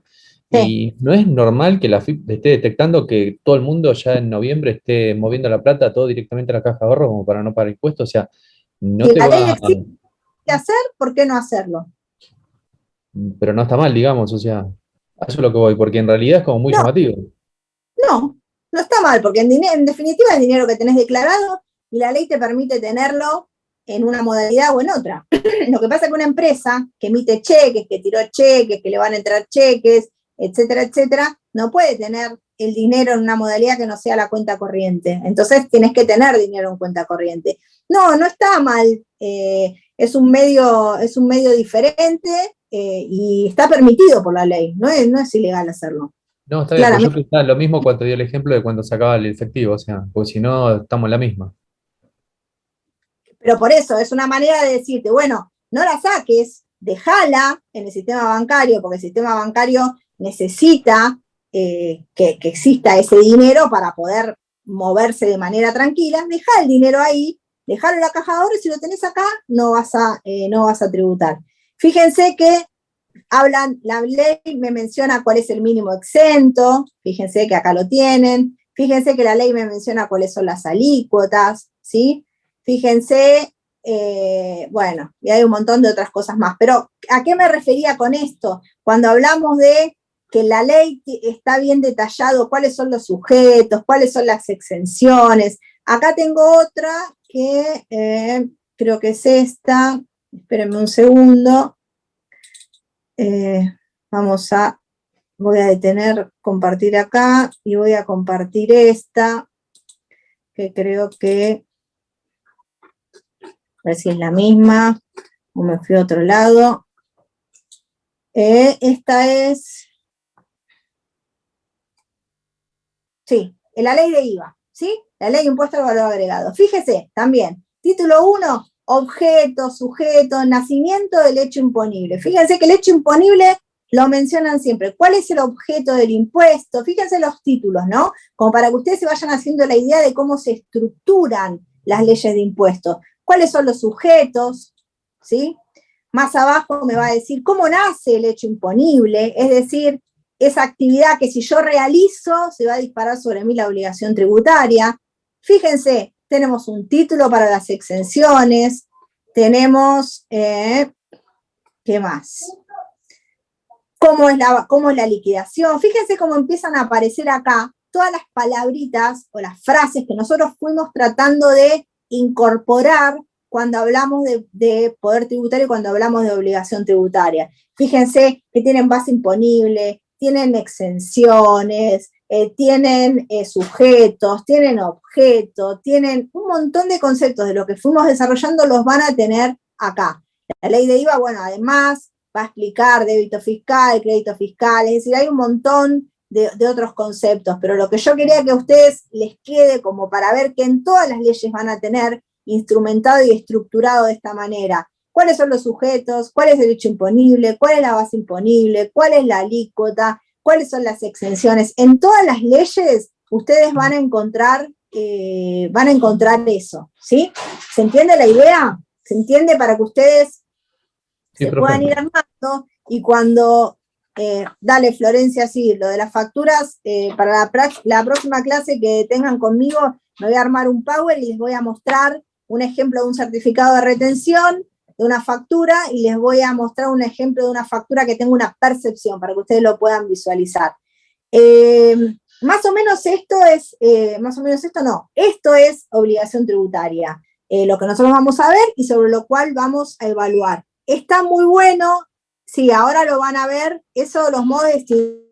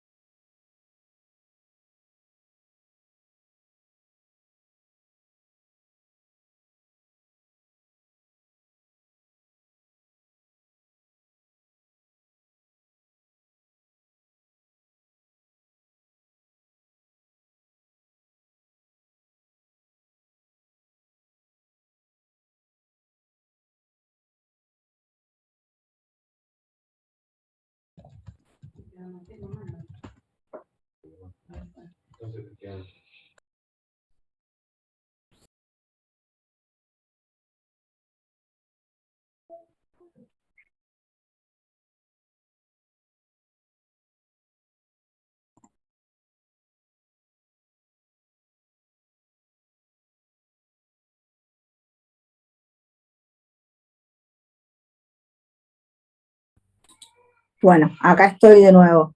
Perdón, pero el 1, Q, B larga y todas esas cosas, tengo una tara con esa contraseña y Sergio me la hace a propósito. Me la deja, no la cambia.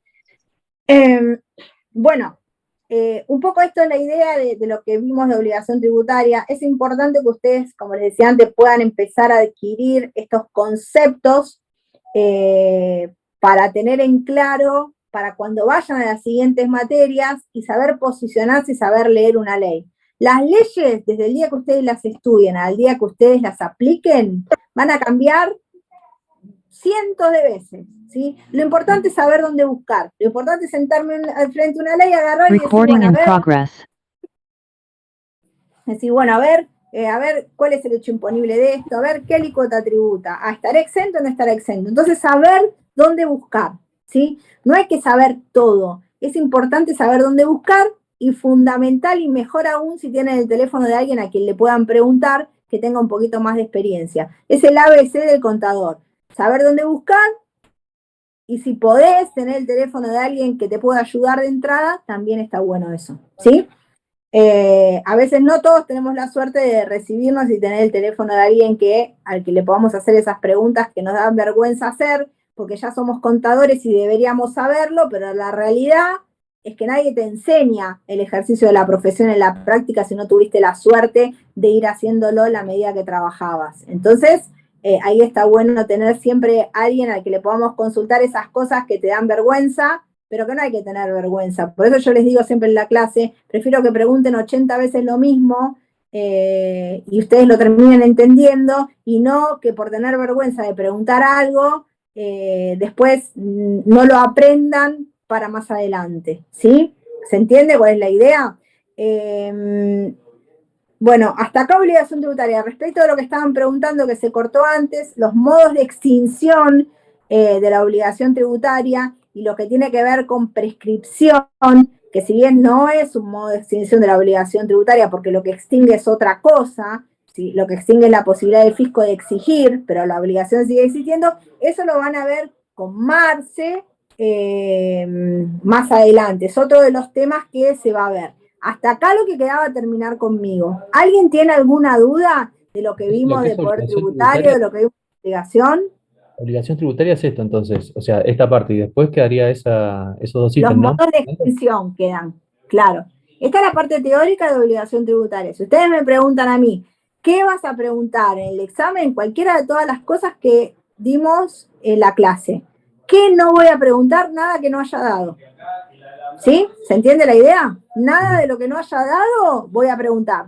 ¿Sí? Y de lo que di, vamos a preguntar cualquiera de las cosas que dimos. Pero lo importante es que ustedes estuvieron en el material, estuvieron en la clase, escucharon el tema, la tienen grabada y pueden preguntar todo lo que consideren necesario de cara al examen, ¿sí? No les voy a preguntar que me den un ejemplo de cómo se hace el cálculo de la retención de tal impuesto, porque no es el objetivo de esta materia, pero sí que ustedes sepan diferenciar un agente de retención de un agente de percepción, que sepan lo que es un hecho imponible, la base imponible, una alícuota, ¿se entiende la idea? Sí, claro. Bueno, entonces, ¿nadie tiene ninguna pregunta respecto de este tema que estuvimos viendo? ¿Hecho imponible? Sí, claramente que voy a preguntar hecho imponible. Sin dudas, sin duda alguna. Estaría en contra de mi esencia si no les pregunto el hecho imponible. Igual así todo, tristemente, muchas veces decimos, bueno, a ver, empezamos, ahora no es oral, ¿no? Pero bueno, vamos a empezar fácil, vamos a empezar el examen con una pregunta que no podés no saber. ¿Qué es el hecho imponible? Chao, se levantan y se van. Porque dicen, no, me trabé, no sé, se fueron. No lo estudié, qué sé yo. No, chicos, no se trabe. Si le dije 80 veces que le voy a preguntar eso, lo tienen que saber como su apellido, nombre y número de documento, ¿sí? De la manera que ustedes quieran, con sus palabras, lo que fuera, pero armemos el concepto. Es esa circunstancia, ese hecho que está detallado en la ley, que si yo lo hago se dispara sobre mí la obligación tributaria. Tan fácil como eso, son 3 renglones, díganlo como quieran, díganlo estudiándose toda la definición, con los conceptos técnicos, todo, pero lo importante es que ustedes comprendan el concepto, porque no podemos estudiarnos todo de memoria. Hay que comprender los conceptos. Si no comprendemos los conceptos, no vamos a poder relacionarlo con las otras cosas que vienen. Yo noto mucho, bueno, ustedes todavía tienen, son más, un poquito más grandes, pero yo veo en el caso de mi hijo que los hacen estudiar cosas y no tienen lectura comprensiva, leen las cosas y no saben lo que están leyendo. Vos le preguntás algo de lo que leyeron y te miran como, pero si la respuesta la tenés en lo que me acabas de decir. Y no tienen lectura comprensiva, tienen que aprender a relacionar los temas, a comprenderlos, porque es la mejor manera de estudiar. ¿Es fácil? No es fácil porque son 10 millones de temas, 80 millones de clasificaciones, eso yo lo entiendo y a todos nos costó. Pero traten de relacionar y de comprender. Si ustedes entendieron, lo van a poder transmitir más fácil. Por eso la idea nuestra es tratar de que ustedes lo entiendan de la mejor manera posible. A veces nos sale mejor, a veces nos sale peor, a veces no nos sale. Por eso siempre preguntamos que nos digan si necesitamos repetir algo, explicarlo de otra manera. ¿Se entiende?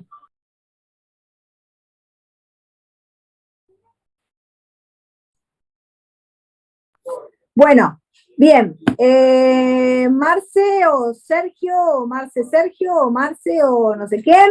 Hay alguien que tenía sí, igual después de la magistral clase, ahora igual va a hablar Sergio, yo estoy igual, pero hay alguien que tenía unas preguntas de dominio, que no sé quién era, qué es lo que querías Mariana, preguntar. la parte de afectación, lo leo y no me queda claro. Es la manera en que se crea, para decirlo, se consagra, aunque la palabra sea creación, un bien de dominio público. Esa sería la definición o la idea. La afectación es o una declaración de voluntad de un órgano del Estado. Esa declaración de voluntad se va a hacer por una ley o por un acto administrativo en ley, dependiendo del bien de qué se trate, o por un hecho que hace que un bien quede incorporado al dominio público. Y ahí la diferencia fundamental es que vos sepas cuáles son los bienes de dominio público natural y cuáles son los bienes de dominio público artificial. Porque los naturales, cuando se producía esa asignación de carácter dominial a través de la ley, simultáneamente o automáticamente lo estabas afectando. ¿Por qué? Porque no lo tenés que crear. Ya está en la naturaleza. Decís a través de la ley y automáticamente los afectas. ¿Qué quiere decir que los afectás? Que ya están puestos en uso o en función de uso. ¿Está? Que vos podés ir y lo usás. Ahora, los artificiales, con la designación que hace la ley del Congreso Nacional que dice las calles, las calles, los puentes, las obras públicas son de dominio público. El decirlo no implica afectación. ¿Por qué? Porque lo tengo que crear, poner en ese uso o función de uso. Gracias, Gaby.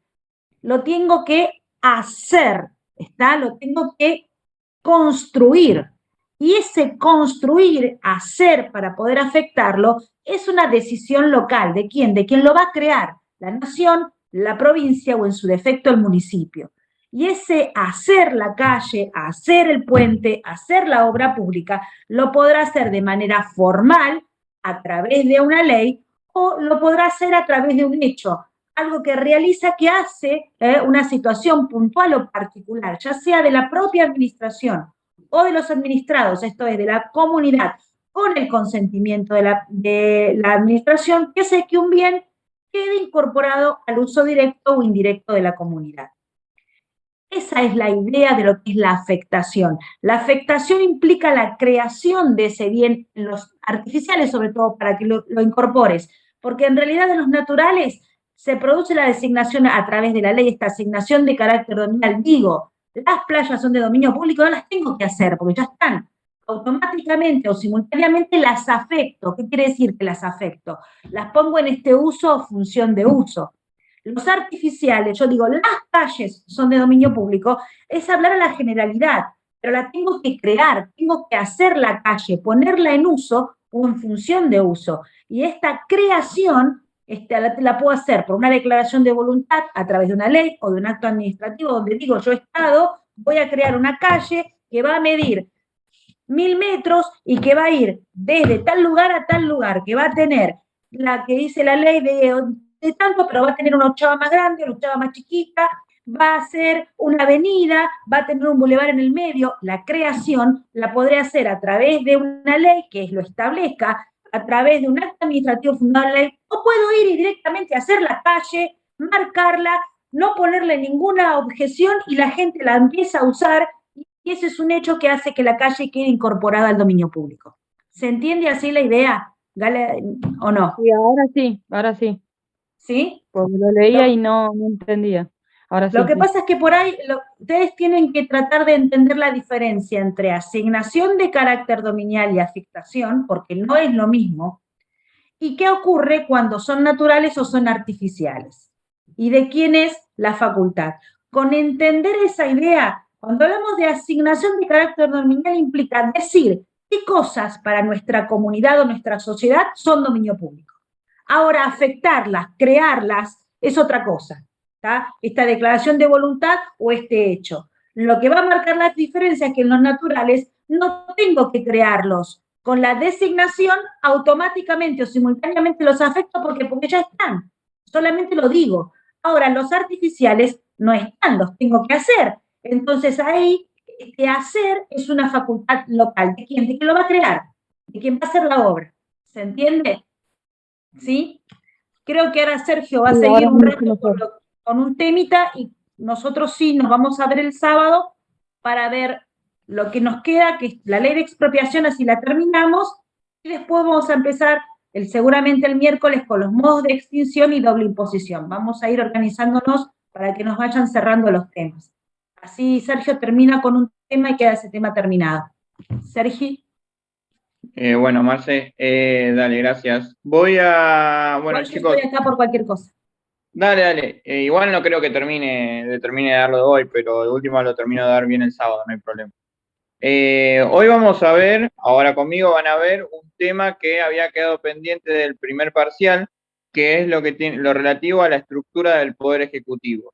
¿Se acuerdan que habíamos visto en un principio todo lo que tiene que ver con la teoría de la división de poderes de Montesquieu, ¿sí? Que se los había explicado Marcela cuando vimos la parte histórica, ¿sí? Montesquieu decía que el poder en sí era uno, lo que hacía era dividirlo en funciones. Por eso se llamaba la teoría de la división de poderes o de la balanza de frenos y contrapesos, ¿sí? Él lo que decía es que justamente como el poder era uno, lo que hacía era dividirlo en funciones para que ninguna persona pueda o tenga todo el poder absoluto, ¿sí? Porque según lo que él había experimentado, era que la persona que adquiría todo el poder tendía a abusar de ese poder, con lo cual justamente creó esta teoría de la división de poderes. De la división de funciones, mejor dicho. El poder era uno, pero se dividía en funciones. Y en este caso teníamos la función ejecutiva, la función legislativa y la función judicial, ¿sí? Ya habíamos visto más o menos lo que eran las funciones, lo que nosotros denominamos poder ejecutivo, poder legislativo, poder judicial, pero que se denomina función ejecutiva, función legislativa y función judicial. Habíamos visto que la función legislativa se desarrolla en el Congreso, ¿sí? A través de la Cámara de Diputados y la Cámara de Senadores, que son los encargados de crear las leyes, ¿sí? Después teníamos la función judicial, que era la encargada de aplicar esas leyes, ¿sí? Al caso concreto, y se hacía a través de una sentencia. Y por último teníamos la función ejecutiva, que era la que se encargaba de administrar, ¿sí? Y en base a esto, vamos a ver que dentro del Poder Ejecutivo vamos a tener una escala jerárquica, ¿sí? Dentro de esta escala jerárquica vamos a tener, primero, en la cúspide, va a estar el presidente de la nación, luego el vicepresidente, luego el jefe de gabinete de ministros, los ministros, los secretarios de Estado, los subsecretarios de Estado, los directores nacionales, los subdirectores nacionales, los funcionarios de menor jerarquía y en la base de la estructura del Poder Ejecutivo van a estar los empleados públicos, ¿sí? Nosotros vamos a ver igualmente las primeras, que son el presidente, vicepresidente y jefe de gabinete, que son los tres cargos más importantes, ¿sí? Dentro de la estructura del Poder Ejecutivo. Como sabemos, la cabeza del Poder Ejecutivo es el presidente de la Nación, ¿sí? Es un cargo que es elegido por el pueblo una vez cada 4 años, como todos sabemos, ¿sí? Dentro de lo que es los requisitos para poder, digamos, llegar a este cargo, para postularse para este cargo, están todos en la Constitución Nacional, que ahí en la Constitución se explica cuáles son los requisitos y cuáles son las funciones que debe cumplir el presidente de la Nación. Uno de los requisitos más importantes, ¿sí?, es el de haber nacido dentro del territorio nacional, es decir, debe ser argentino nativo, ¿sí? Cuando vimos lo que es los elementos del Estado, habíamos visto dentro de población, ¿sí?, que estaban los extranjeros naturalizados, ¿sí? aquellos que habían nacido en otro país y que optaban por nacionalizarse argentinos. Y habíamos visto en ese caso que adquirían todos los derechos políticos, igual que cualquier ciudadano que haya nacido dentro del territorio argentino, salvo el de ser elegido presidente, ¿sí? En este caso, el requisito principal para ser elegido presidente es haber nacido dentro del territorio argentino, ¿sí? Obviamente que después van a tener otros requisitos como que no tienen que tener ningún tipo de causa penal contra el Estado, etcétera, ¿sí? Pero bueno, eso es dentro de los distintos requisitos que debe cumplir el postulante para el cargo de presidente. Luego, debajo del presidente va a estar el vicepresidente, ¿sí? El vicepresidente, en este caso, va a tener que cumplir todos los mismos requisitos que para ser presidente, ¿sí? Porque obviamente, en el caso de que el presidente no esté, ¿sí? Por alguna circunstancia, el vicepresidente lo va a reemplazar y debe cumplir, obviamente, los mismos requisitos, ¿sí?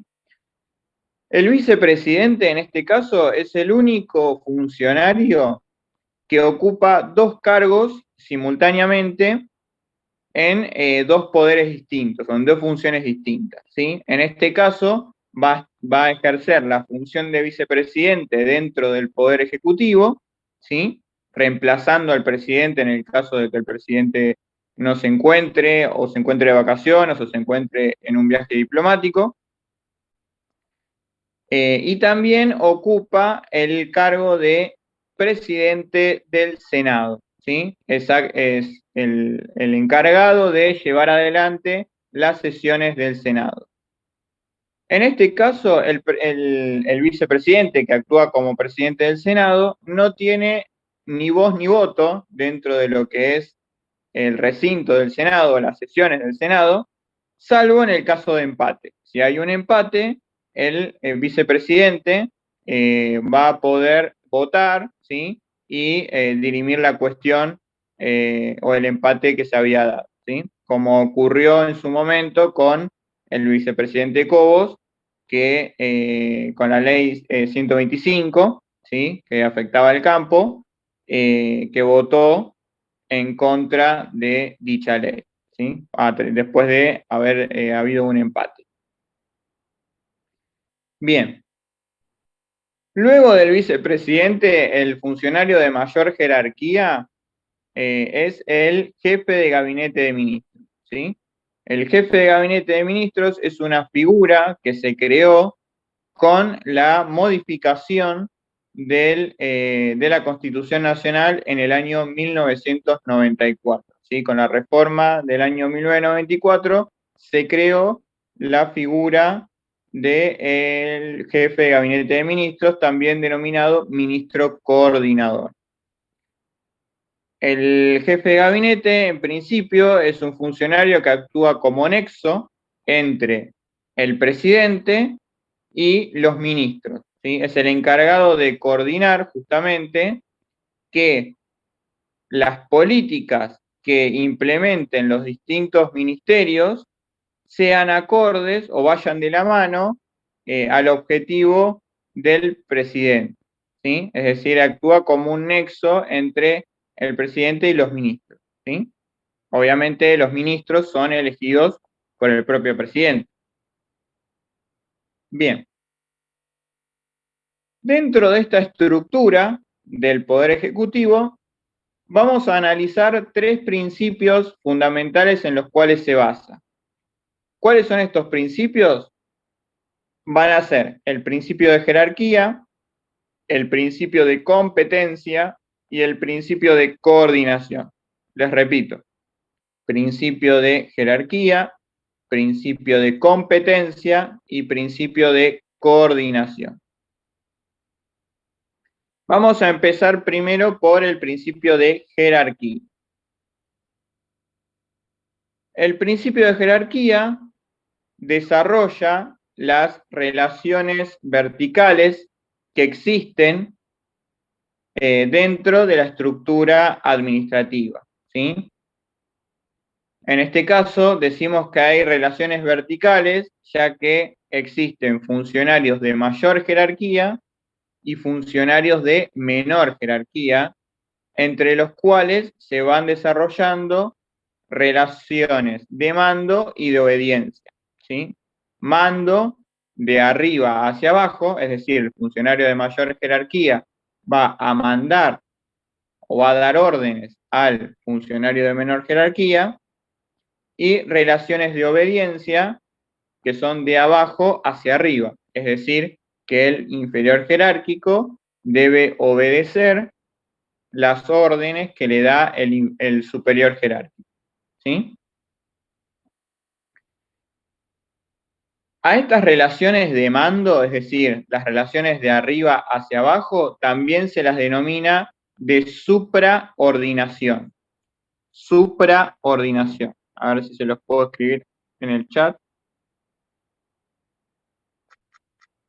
Supraordinación. Y a las relaciones de obediencia, gracias Javi, justo lo pusiste vos. Y a las relaciones de obediencia se las denomina de subordinación.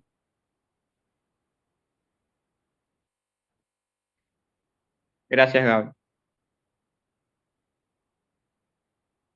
En este caso, vamos a decir que si bien el inferior jerárquico está obligado a obedecer las órdenes del superior jerárquico, si estas decisiones o estas órdenes que emite el superior jerárquico son, digamos, ilegales, por decirlo de alguna forma, el inferior jerárquico tiene el denominado poder de revisión. Es una facultad que tiene el inferior jerárquico para evaluar el contenido de la orden que le da el superior, y en caso de que esta orden sea ilegal, ¿sí?, el inferior jerárquico puede desobedecerla, ¿sí? Obviamente que tiene que ser una orden que sea en contra de la ley o de las buenas costumbres, ¿sí? Por ejemplo, si un superior jerárquico le dice al inferior, tenés que ir y matar a una persona, eso está fuera de la ley, con lo cual, en este caso,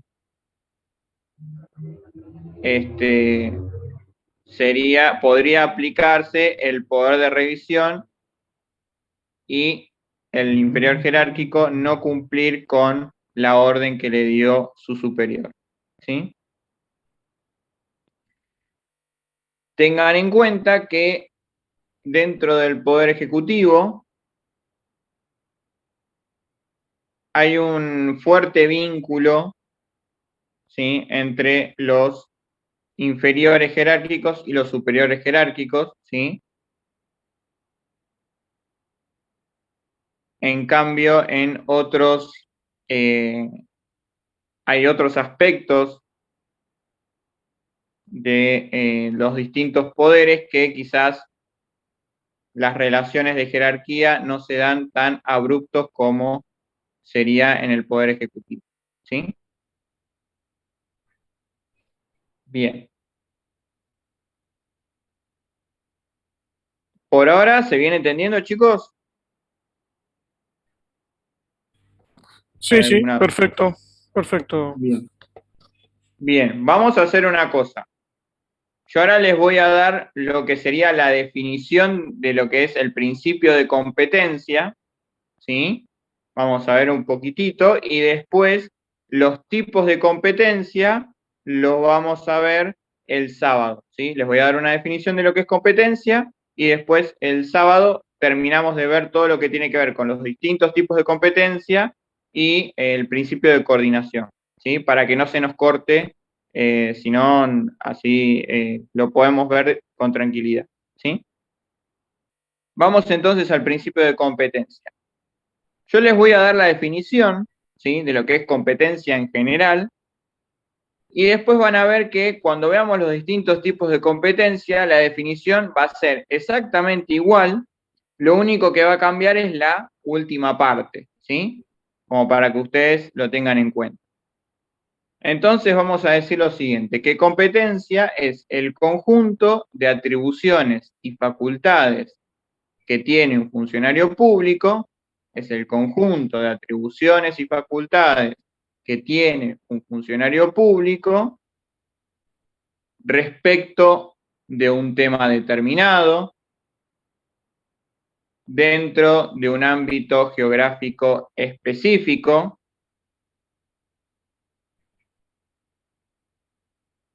durante un lapso determinado y siempre respetando el orden jerárquico.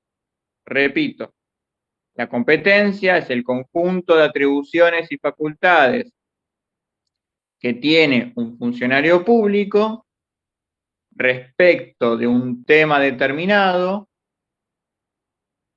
dentro de un ámbito geográfico específico durante un lapso determinado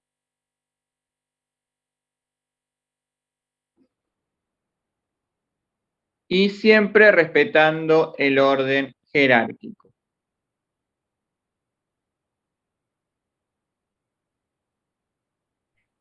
Bien. Vamos a decir que la competencia es al funcionario público similar a lo que es la capacidad en las personas físicas. En este caso, va a haber dos excepciones, ¿sí?, a esta similitud.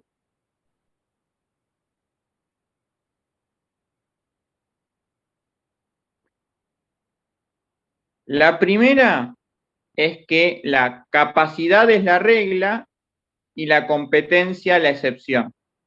La capacidad es la regla y la competencia la excepción.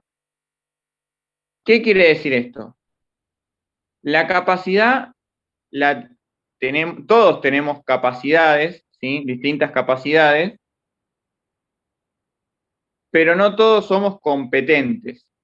¿Por qué? Porque la capacidad viene dado por la, digamos, por la persona misma, ¿sí? Cada persona tiene distintas capacidades. En cambio, la competencia solo se adquiere cuando se es un funcionario público, cuando se desarrolla la función pública, ¿sí? Es decir, en este caso, por ejemplo, en este momento, en esta reunión, todos somos capaces, pero, entiendo yo, salvo Marcela, todos somos incompetentes, ¿sí? ¿Por qué? Todos tenemos capacidades, por ejemplo, no sé, todos tenemos la capacidad de manejar, ¿sí? Unos mejor que otros, pero todos tenemos capacidad para manejar, ¿sí? Salvo que obviamente no tengan registro, ¿sí? Los que tienen registro tienen la capacidad como para manejar, ¿sí? Ahora, todos somos incompetentes, en este caso, entiendo yo, salvo Marcela, porque Marcela es fiscal, con lo cual ella es un funcionario público. Todos los demás que estamos en esta reunión somos incompetentes, ¿sí? Bueno, Mariano, no te tiré tan abajo tampoco. Si estudiabas, aprobás. Eso, tenés que sentarte y leer, es lo único que hay que hacer, no te preocupes. La capacidad la tenés, te falta la actitud, Mariano. Eso es lo que hay que... Exacto. Todos tienen la capacidad. Frente a la situación. Yo noto, por lo poco que te conozco, que tenés mucha capacidad, por la forma que te expresás, preguntás, lo que fuera, pero tenés una actitud muy negativa y te cerrás directamente a las posibilidades. Se trata de manejar la cuestión actitudinal. Eso como un consejo de mi carrera. Tiene razón, profe, pero este cuatri, les juro que este cuatri me pasó esto. Esto de la bimodalidad me vino para atrás a mí. No importa, pero te queda medio cuatrimestre para arreglarlo.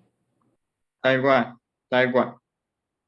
Bueno, decíamos entonces que todos somos capaces en esta reunión, pero todos somos incompetentes, ¿sí? Salvo Marce.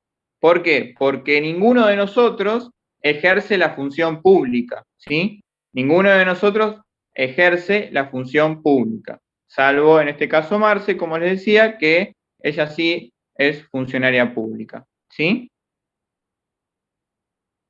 Y la otra diferencia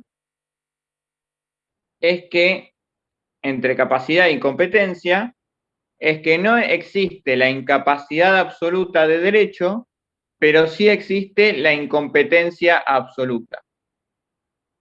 No existe la incapacidad absoluta de derecho, salvo que se nos prive por alguna razón de alguna capacidad que nosotros tengamos, ¿sí? Por ejemplo, si a mí me sacan el registro de conducir, ¿sí? Supongamos que yo tengo un accidente y mato a una persona, ¿sí? Con el auto, ¿sí? Manejando, y esa persona obviamente muere, me hacen un juicio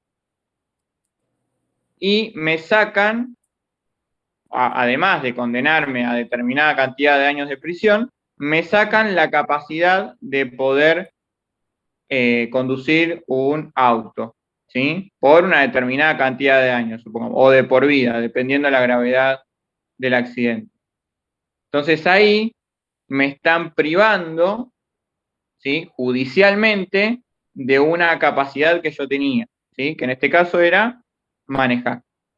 Pero incapacidad absoluta no van a tener nunca, porque algún derecho van a conservar siempre, por ejemplo, el derecho a la vida, ¿sí? Exacto. O sea, nunca van a, en ese caso no existe, como decía Sergio, la incapacidad absoluta de derecho. Algún derecho siempre van a conservar. Podrán ser menor cantidad, pero siempre vas a conservar algún derecho por mínimo que sea. Diferente es lo que ahora les va a contar Sergio de la competencia, ¿no es cierto?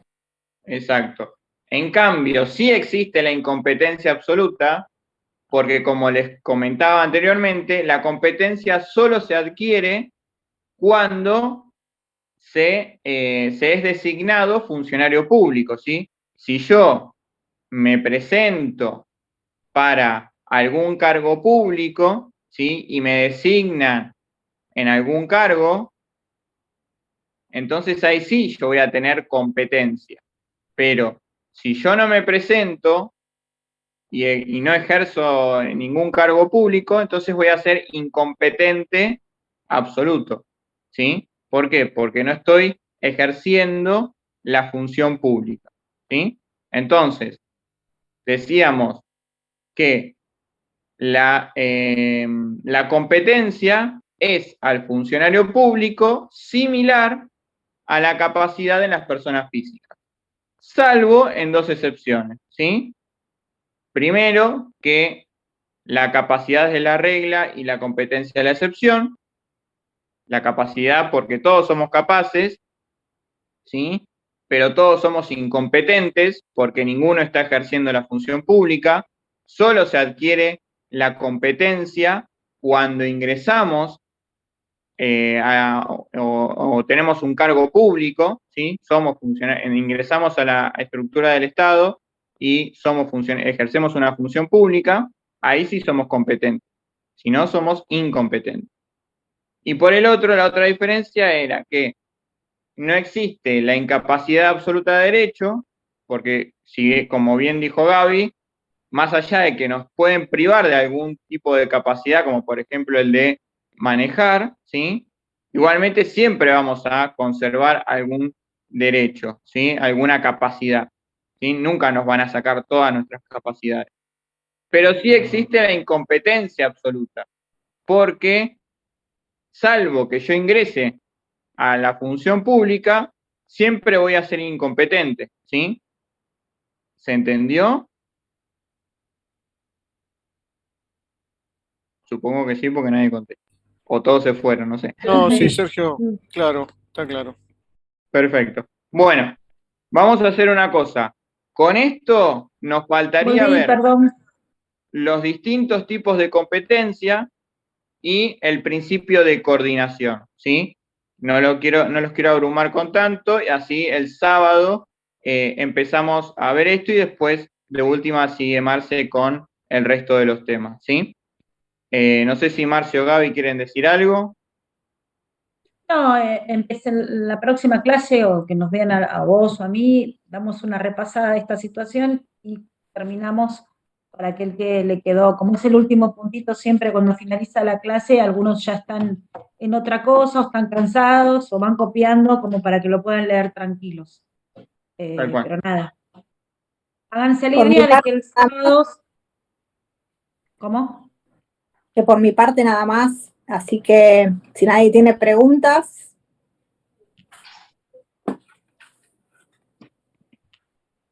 ¿No? ¿Se entendió todo, chicos, lo que dimos hoy? ¿Tienen alguna duda, alguna consulta? No, me quedó medio embrollado esto último, pero lo voy a releer después y cualquier cosa consulto el sábado porque ya no me da directamente, chicos. Ok, no hay problema. Véanlo con calma y el sábado lo vemos. Igualmente el sábado lo vemos, hacemos un pequeño repaso de todo lo que vimos ahora, ¿sí?